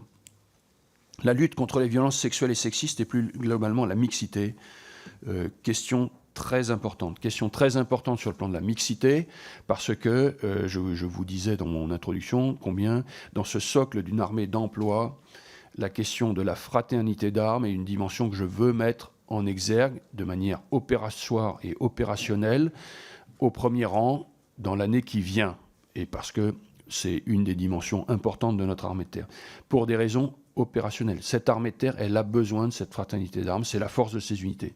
Cette fraternité d'armes, elle a différentes composantes. J'ai évoqué la question de la considération entre les grades, j'ai évoqué la question de la mobilisation pour l'objectif collectif, c'est l'esprit de corps. J'ai évoqué la question du communautarisme ou de la lutte contre les communautarismes à travers l'unité, c'est-à-dire on ne choisit pas son frère. Dans l'armée de terre, on est au sein d'une unité, on n'a pas à choisir la cohésion et la solidarité, ceux avec qui on est en cohésion, en solidarité. Ils nous sont donnés à partir de l'unité, et donc tous les facteurs qui amèneraient pour des raisons religieuses, mais aussi des régions politiques, etc., à se dire je fais cohésion ou je fais fraternité d'armes, c'est un contresens, cohésion avec ceux que j'ai choisis plutôt qu'avec ceux qui me sont donnés, est un frein à l'efficacité opérationnelle de nos unités. Et une deuxième aspect de cette unité, c'est le ciseau de la laïcité, de dire je ne m'intéresse pas, enfin je vous interdis ou je n'entends pas que vous fassiez descendre dans le socle de valeurs de l'armée de terre de votre unité vos fondements, vos idées politiques, religieuses, philosophiques, etc. Mais je m'interdis aussi, donc j'interdis au groupe de mettre des avis ou des recommandations dans ce domaine-là. Et donc, dès lors que vous êtes sur ce socle de valeurs de l'armée de terre, matérialisé notamment autour du code du soldat, et que vous vivez cette fraternité d'armes concrètement. Et quatrième axe de cette fraternité d'armes, la mixité. Aujourd'hui, la mixité dans l'armée de terre, elle est correcte. Il faut que nous fassions un pas supplémentaire. Sur de très nombreux domaines. Il y a des questions de domaine quantitatif. Quantitatif au recrutement, c'est quand même une dimension qui va rester difficile à faire évoluer fondamentalement parce que, objectivement, dans les armées occidentales ou de type occidental, nous sommes une des armées les plus féminisées au recrutement et que c'est difficile d'envisager une bascule complète. Mais j'ai un enjeu à avoir une cohérence de cette quantité, de cet aspect quantitatif dans les grades, et notamment au sein des officiers, la question d'accroître le taux de réussite, présentation et de réussite à l'école de guerre pour les femmes, le taux de femmes dans les grades terminaux, quand une génération qui avait par exemple 10 à 12% de féminisation à l'entrée, ce qui est le cas de notre recrutement officier, arrive 25 ans après dans ces grades-là. Et un des axes, donc on va prendre un certain nombre de mesures, y compris de mesures sur les tenues, l'adaptation des tenues. On est en train de développer des pare-balles qui sont adaptés à la morphologie féminine, etc. Enfin, je ne le développe pas. Mais il y a une dimension très importante qui est aussi celle des violences sexuelles et sexistes, qui est une atteinte à cette fraternité d'armes, à cette efficacité opérationnelle, mais qui peut aller aussi dans les domaines du crime et du délit. Et donc, un des objectifs, mais j'étais venu avec... On peut les distribuer. Vous pouvez l'afficher ou pas ? Un des exemples de ce que nous mettons en œuvre actuellement, c'est un violentomètre que nous venons de faire afficher, d'établir et de faire afficher j'ai donc apporté les versions papier, dans toutes les unités de l'armée de terre, en rappelant ce qu'est le code du soldat, et notamment son article qui dit « Membre d'une communauté soudée, je respecte tous mes frères d'armes ». L'objectif de ce violentomètre, c'est déjà de mettre des mots sur les actes et de dire « ceci est un crime, ceci est un délit et surtout de mettre des mots sur un certain nombre d'actes qui constituent un environnement équivoque, qui sans être délictuel ou criminel, est déjà une dimension intermédiaire. Donc, premier objectif, c'est de mettre des mots et de donner conscience que tel comportement n'est pas approprié.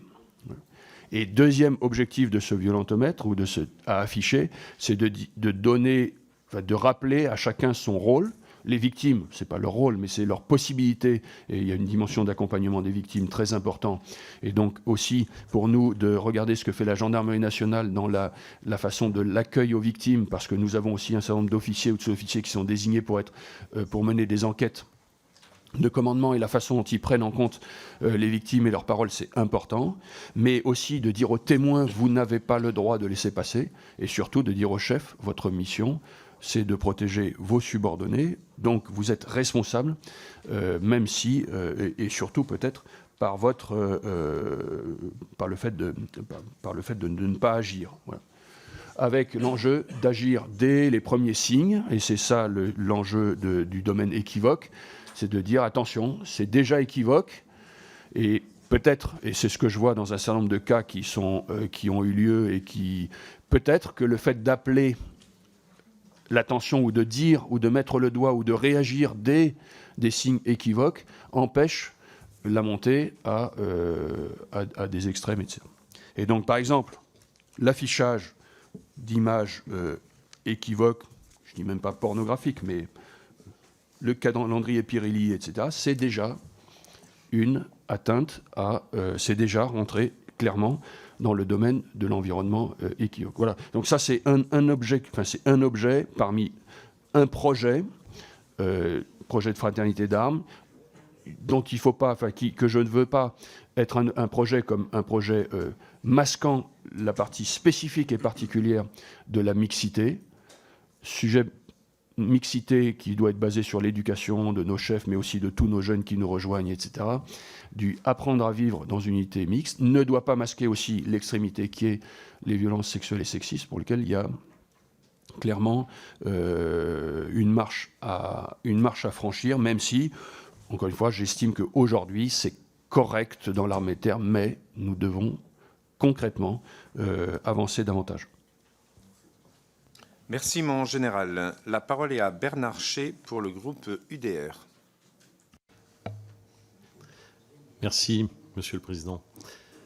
Général, au nom du groupe UDR, permettez-moi d'abord de vous remercier pour votre participation aux travaux de notre commission ce matin. Compte tenu du contexte international, nous nous réjouissons que le projet de loi de finances 2025 prévoit un crédit budgétaire de 50,5 milliards d'euros pour la mission défense, soit une hausse de 7% par rapport à 2024. Ces crédits permettront de rapprocher la France de ses engagements vis-à-vis de l'OTAN, de dépenser 2% de son PIB dans la défense. Néanmoins, nous devons aussi aux Français de mieux définir à quelle fin ces moyens financiers seront employés. En effet, les tensions géopolitiques sont réelles et palpables pour nos concitoyens. Guerre en Ukraine, imminence d'un conflit généralisé au Proche-Orient et malheureusement tant d'autres. Le rôle exact de la France ainsi que la voix qu'elle porte sont de moins en moins identifiables pour nos alliés, notamment du fait des positions successives du président de la République. Le cap n'est donc pas clair pour les Français. La France a eu historiquement tendance à projeter sa puissance aux quatre coins du monde, mais la multiplication des conflits nous incombe de réfléchir au contour de notre doctrine militaire, et c'est une rationalisation de nos interventions.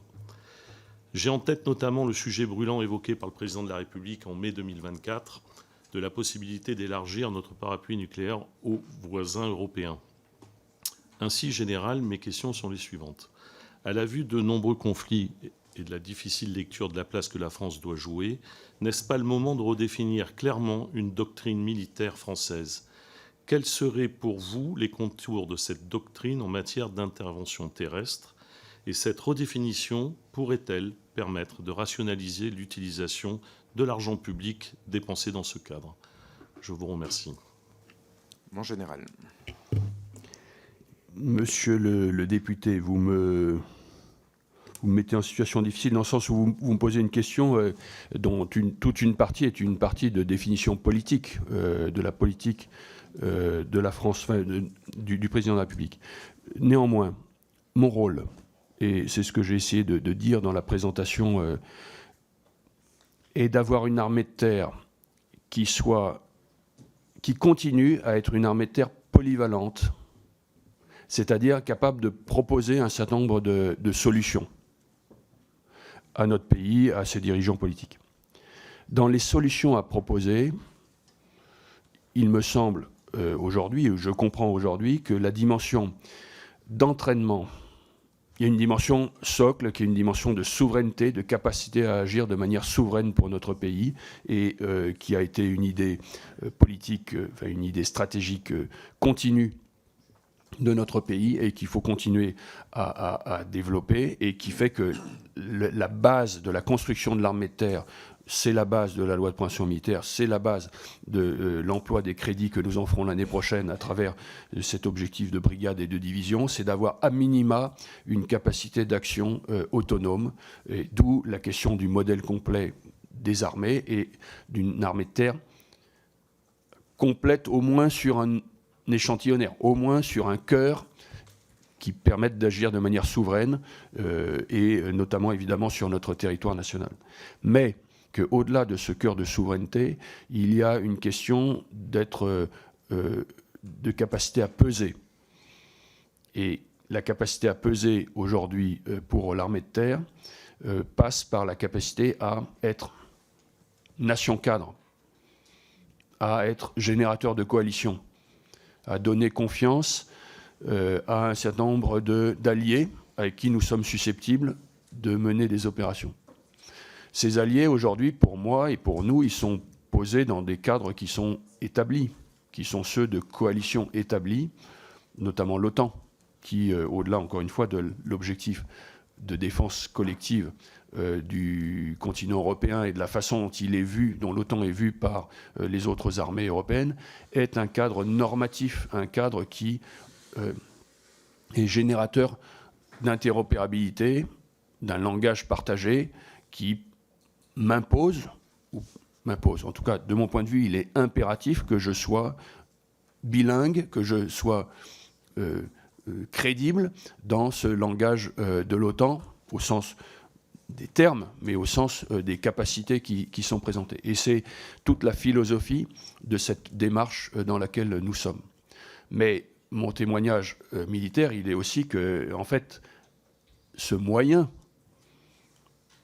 ne reste à la fin qu'un moyen, et que, proposant des capacités et des opportunités et des capacités à agir dans ce domaine-là, en fait, je propose et je suis tenu, et grâce au crédit et aux ressources qui sont consacrées aux armées et à l'armée de terre, de fournir des solutions autres, dans toute autre situation envisageable, en tout cas dans un éventail de scénarios et envisageables le plus ouvert possible. Merci, mon général. Alors, nous avons 5 questions, donc nous allons commencer par une première salve de 3 questions, et Julien Limogi va commencer par la première question d'1 minute, s'il vous plaît. En général, ma question porte sur les contrats courts mis en place par l'armée de terre. Le succès des JO est incontestable et nos armées ont joué un rôle majeur dans cette réussite. Cela a été rendu possible en partie grâce aux contrats volontaires découvertes mis en place par l'armée de terre spécifiquement pour cet événement. Nombre de ces jeunes, engagés sous contrat court pour l'occasion, ont ensuite choisi de prolonger leur engagement avec des contrats de plus longue durée. Donc si nous parvenons à pérenniser des contrats courts, il peut s'agir d'une véritable source de recrutement pour nos armées. Ayant moi-même signé un contrat de volontaire aspirant de l'armée de terre à la fin de mes études pour une année, je sais que si l'expérience est réussie, on peut avoir l'envie de s'engager sur du plus long terme. Dans cette perspective, je vous pose cette question, mon général. L'armée de terre peut-elle utiliser son budget pour renforcer sa stratégie de recrutement à long terme via notamment et paradoxalement des contrats courts? Oui, monsieur le député, nous allons le faire. Il y a 3 questions. Oui, excusez-moi, mon général, je vous ai donné la parole trop vite. Nous avons 3 questions. Oui. Alors, la parole est à Florence Goulet. Merci, Monsieur le Président. Général, l'entraînement est indispensable au niveau opérationnel de l'armée de terre, mais également à son attractivité. De nombreux militaires du rang déclarent ne pas renouveler leur engagement du fait d'une trop faible activité militaire, tirs de tout calibre, exercices en terrain libre, entraînement avec le matériel dédié. Cela est aussi de plus en plus vrai pour les sous-officiers et les jeunes officiers. Pardonnez mon expression imagée générale, mais vous savez comme moi qu'on ne s'engage pas dans le métier des armes pour rester assis derrière un ordinateur ou dans un parc à chars vide. En tant que responsable de l'instruction, de l'entraînement des forces terrestres et de leur aptitude opérationnelle, ce PLF pour 2025 vous donne-t-il les moyens nécessaires à l'entraînement de nos forces terrestres? Par ailleurs, alors que dans la LPM, les normes d'activité sont de 70% pour 2024 et 2025, pouvez-vous nous décrire quelles ont été et quelles seront les activités d'entraînement majeures de l'armée de terre sur ces 2 années? Je vous remercie. Merci. La parole est à Emmanuel Fernandez. Merci, Monsieur le Président. Mon général, ma question portera sur la mission Sentinelle, puis sur les formations militaires de la sécurité civile. Vous l'avez dit, 15 000 militaires ont été déployés autour des Jeux Olympiques en 2024. Au regard de la menace et de son évolution, quels sont les changements opérés en termes RH et financiers pour Sentinelle en 2025? Quelles seraient les potentielles évolutions des missions précises confiées à Sentinelle? Et que pensez-vous, au-delà de l'effet de visibilité du dispositif et sur un dimensionnement hors Jeux Olympiques, du rapport coût-efficacité de ce dispositif. De plus, on sait que Sentinelle est déployé aux côtés des gardiens de la paix pour des missions de surveillance des frontières du pays. Pouvez-vous nous indiquer le nombre d'unités concernées, leurs fonctions précises dans ce dispositif et les espaces frontaliers où Sentinelle opère? Et enfin, au sujet des formations militaires de sécurité civile, pourriez-vous nous faire un point d'étape sur l'évolution et le développement de la 4e UISC? Et en lien avec ces questions, pouvez-vous nous dire quelques mots sur l'évolution de l'opération Héphaïstos au regard des rétex de 2024 et 2023? Je vous remercie. Merci, cher collègue. Mon général. Monsieur le député, les contrats VDAT, ça a été un très grand succès. Ça a été un très grand succès. 150 jeunes se sont engagés au 35e régiment d'infanterie. Ils ont passé 4 mois dans ce régiment et ils ont été en formation. Ils ont eu une formation spécifique pour Sentinelle. Ils ont défilé au 14 juillet en armes, alors qu'au début, une partie du système se disait, bon, ils vont être un peu courts, faisons les défilés sans armes, mais ils ont été excellents dans les répétitions et du coup, ils ont défilé en armes. Ils ont participé à la protection des Jeux Olympiques et une partie d'entre eux a été dans le bataillon de cérémonie qui montait les couleurs. Ça a été un très grand succès. Mais ça a été un succès qui a été intimement lié à cette période des Jeux Olympiques et compte tenu du programme que je viens de décrire. Donc en 2025, nous allons renouveler l'expérimentation et l'élargir de façon à mener une expérimentation dans des conditions qui se rapprochent plus de ce que nous pourrions éventuellement développer pour la suite. L'idée de base étant effectivement d'avoir une offre en termes de contrats initiaux la plus large possible entre le recrutement pour quelques jours comme réserviste et le recrutement d'emblée pour 5 ans comme engagé volontaire de l'armée de terre. Pour répondre soit à des besoins de première expérience, de regarder, tel que vous le décriviez, soit de césure. Et je crois que je peux dire là, une des expérimentations que nous allons mener l'année prochaine va être en Nouvelle-Calédonie de proposer peut-être un temps de césure aux jeunes qui ont passé le baccalauréat et qui sont en attente de venir en métropole pour leur année universitaire, puisque comme les années universitaires et scolaires sont décalées par rapport à la métropole, il y a là souvent un battement qui peut être une proposition de... Donc, et c'est un très belle expérience et j'y crois beaucoup. Sur la question de l'entraînement de l'armée de terre, son impact sur la fidélisation, et c'est clair.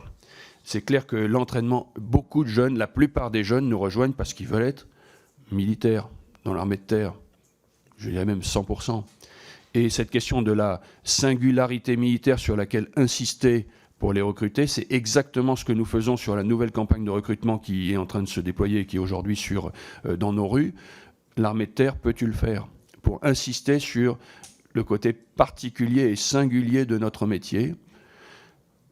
Et d'ailleurs, nous n'avons pas de difficultés de recrutement pour nos fantassins, pour nos cavaliers, pour nos artilleurs, pour le génie. Nous avons plus de difficultés de recrutement pour des métiers qui sont, pour des métiers qui peuvent sembler à un jeune qui nous regarde de l'extérieur, trop proches ou plus proches de sa vie quotidienne.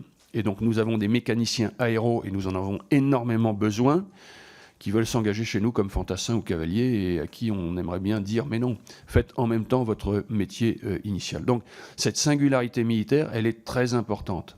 Et évidemment, elle se déploie notamment dans l'activité militaire, le fait de tirer, de rouler, d'être dans son char, etc. Donc l'activité, le niveau d'activité est primordial pour moi pour garantir l'efficacité des forces, mais il est primordial pour moi également dans la question de l'équilibre, le fait d'avoir en quantité et en qualité les jeunes, les soldats dont nous avons besoin. Et nous sommes une des rares armées européennes à être aujourd'hui une armée qui recrute et qui a dans ses rangs la quantité et la qualité nécessaires. Donc la loi de programmation militaire nous a donné des moyens, et donc le projet de loi, la loi de finances initiale 2024, d'atteindre les 70% de la norme d'entraînement loi de programmation militaire, et c'est le cas cette année. En dépit des Jeux Olympiques, les Jeux Olympiques ayant créé comme une parenthèse, mais donc il y a eu plus d'entraînement de part et d'autre de ces Jeux Olympiques. En 2025, le projet de loi de finances prévoit à ce stade les ressources qui nous permettront de tenir ce volume, peut-être même de l'augmenter très légèrement, et de continuer à monter en qualité les entraînements. Et je citais tout à l'heure les questions de grands exercices, mais aussi de passage dans nos centres d'entraînement qui sont en train d'être modernisés, le centre d'entraînement en zone urbaine, le centre d'entraînement tactique à Mailly, et la montée du nombre de munitions disponibles pour s'entraîner. Sur la partie sentinelle post-Jeux Olympiques, aujourd'hui, très schématiquement, ou jusqu'à présent très schématiquement, et je pense que ça va se poursuivre, on sépare ou on distingue le socle de sentinelle, un socle déployé, et finalement une réserve dans laquelle des unités sont par moments déployées, à d'autres moments non. Une des questions de l'adaptation de sentinelle post-Jeux Olympiques et tenant compte finalement des avancées ou de ce qu'on a vu pendant les Jeux Olympiques en termes de dialogue civilo-militaire, y compris décentralisé, en termes de dialogue portant sur les effets produits plutôt que sur de la comptabilité des hommes et des femmes, sur l'existence de capacités au sein des armées qui peuvent être employées. L'enjeu va être la définition ou de s'accorder sur une forme de déploiement permanent, de niveau de déploiement permanent. Quel sera-t-il alors qu'il était de 3000 au préalable? Est-ce qu'on ira vers 2000, vers 1500 C'est à discuter. Et finalement d'une forme de souplesse dans la réserve. Il y aura une partie de cette réserve qui devra avoir une souplesse accrue par rapport à la situation ante. Et quand je parlais de décentralisation du dialogue civil-militaire, c'est aussi de donner aux différents échelons la possibilité eux-mêmes de disposer de réserves qui, on le sait bien, si la réserve est complètement centralisée, la demande doit monter les échelons et en fait, on ne peut pas vraiment compter sur le préfet, le délégué militaire départemental, etc., ne peuvent pas vraiment compter sur cette réserve. Il faut un certain nombre d'accords. Donc si des réserves sont déployées au niveau de l'état-major interarmé du territoire national, des officiers généraux de zone de défense et de sécurité, ce sera un accroissement de cette souplesse. Sur la partie frontière, principalement, il n'y a pas réellement de dispositif permanent de ce domaine-là, mais la frontière, les deux grandes frontières sur lesquelles nous sommes déployés vraiment en permanence sont des frontières ultramarines à Mayotte et en Guyane, mais sur les frontières métropolitaines, il y a un certain nombre de sections qui peuvent être déployées et qui le sont, par exemple en surveillance d'intervalles entre des axes routiers ou ferroviaires qui sont, eux, plus surveillés par les forces de sécurité intérieure. Voilà. Je ne sais pas dire si le fait d'être déployé pour sentinelle dans les aéroports, c'est-à-dire dans les points d'entrée intérieurs, est vraiment une dimension de cette surveillance à la frontière, mais ça peut l'être quand même. Sur les unités, les UISC, la 4e UISC, alors je ne sais pas si la date est officielle, mais j'ai entendu parler du 4 décembre, mais je nierai l'avoir dit si ce n'est pas vrai, et me semble-t-il, est la date qui va être la date d'institution formelle de cette 4e UISC, mais de toute façon, concrètement, aujourd'hui, le chef est désigné, les unités, les premiers cadres sont en place, les militaires du rang sont mutés depuis les autres UISC ou sont recrutés sur place et la montée en gamme et en puissance se fait normalement. Voilà. Héphaïstos, le dispositif aujourd'hui donne satisfaction, c'est-à-dire d'avoir des alertes, des moyens de l'armée de terre mobilisés et mobilisables en appui de l'échelon national, qui est lui-même en appui des SDIS et des services départementaux, fonctionne bien. Il a été rehaussé suite aux grands incendies des années précédentes. Cette année, heureusement pour notre pays, a été une année sur laquelle il y a eu moins d'incendies. Et donc, il a été tout à fait bien dimensionné. Merci, mon général. Nous passons à la dernière question. Nous en avons 3. Et la parole est à Pascal Jenft. Oui, merci Monsieur le Président. Mon général, vous avez adressé une pensée aux 13 500 militaires en opération. Alors permettez-moi d'adresser une pensée toute particulière au colonel Benoît Crissement et aux 1200 femmes et hommes qui composent le 16e bataillon de chasseurs à pied, dit bataillon d'acier de Beach dans ma circonscription. Son implantation vitale pour notre circonscription génère d'ailleurs 30% du chiffre d'affaires des commerçants de la ville. Et cela grâce aux familles des militaires qui les suivent selon leur mutation. Pour assurer le confort de ces familles et de facto la fidélisation des militaires, la dernière loi de programmation militaire a mis en place un plan famille avec un budget de 750 millions d'euros pour 2024 à 2030.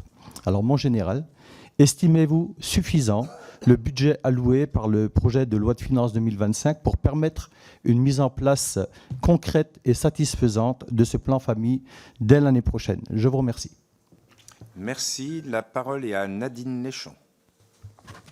Général, vous avez déjà répondu sur le MGCS. Ma question sera différente, plutôt financière. Notre armée a besoin d'un char pour succéder au Leclerc. Il s'agit là d'un fait indéniable. Le Rassemblement national est par ailleurs conscient que le développement d'un char en partenariat avec d'autres pays est une opportunité intéressante pour maîtriser les coûts et améliorer le développement.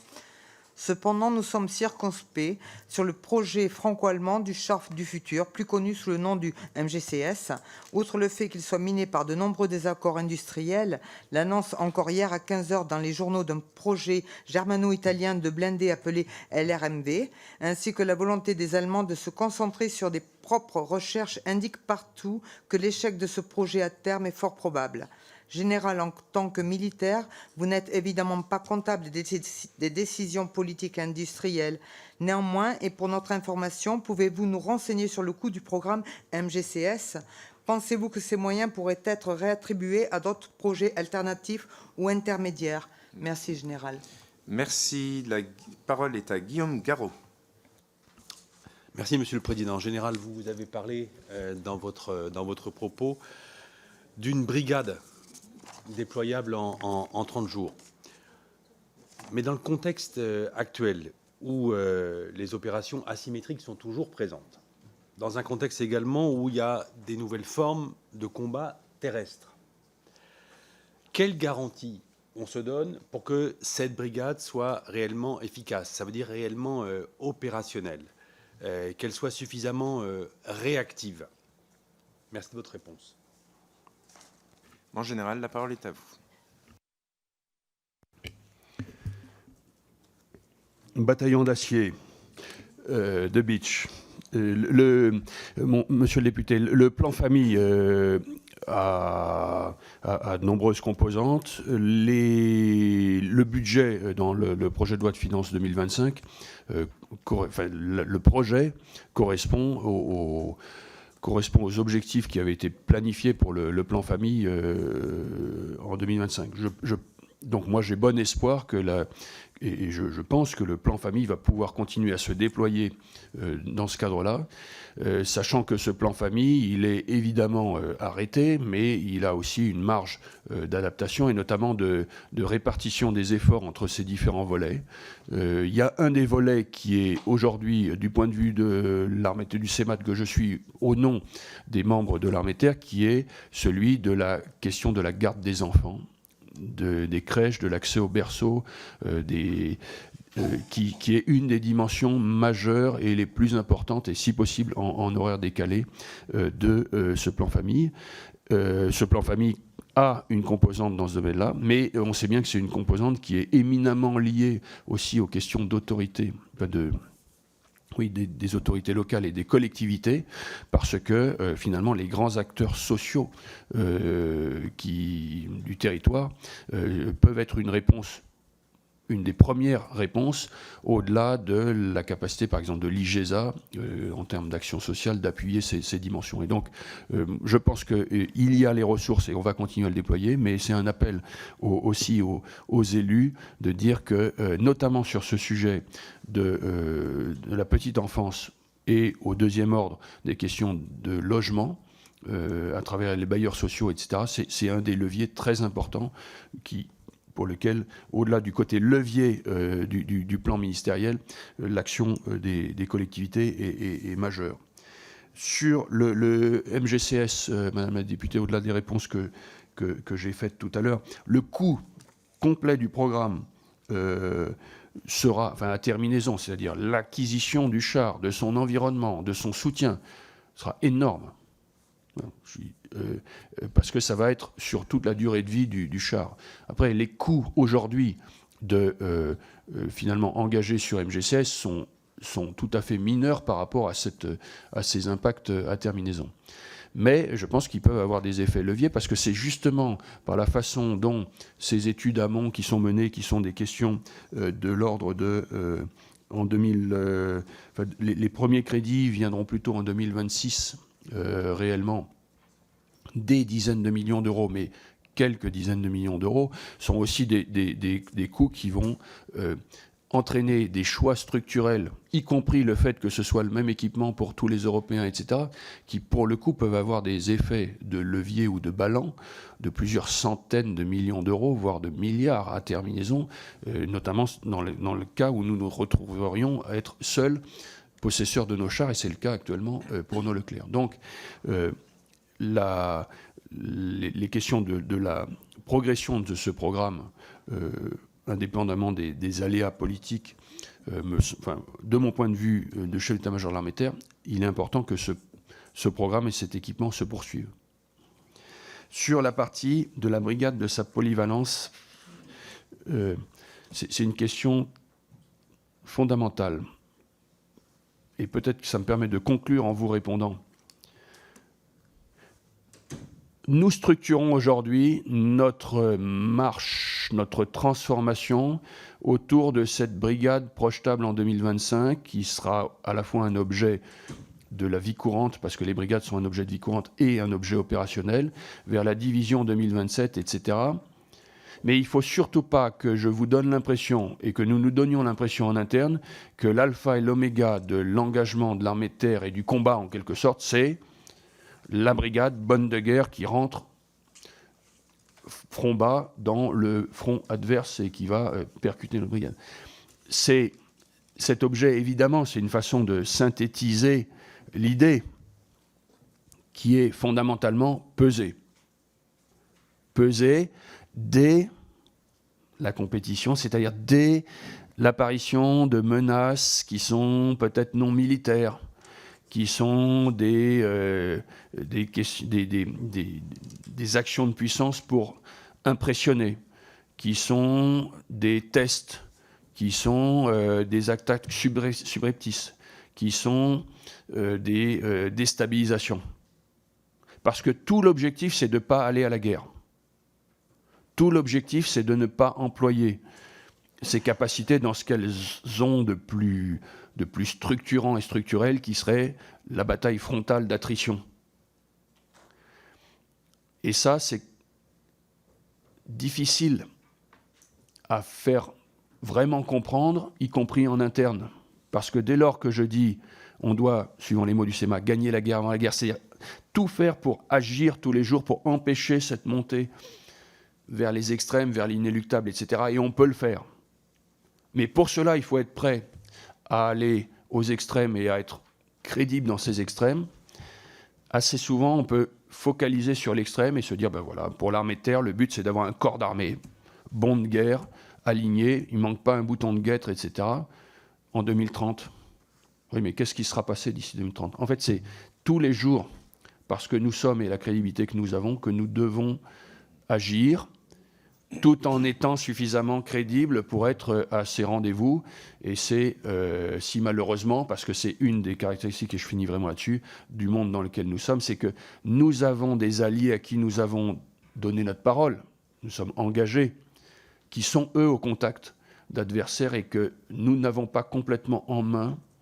Nous pouvons être entraînés dans des engrenages dans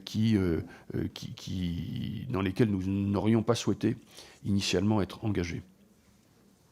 Merci beaucoup, mon général. Merci à toutes et à tous pour vos questions, la bonne tenue de cette audition. À bientôt, mon général.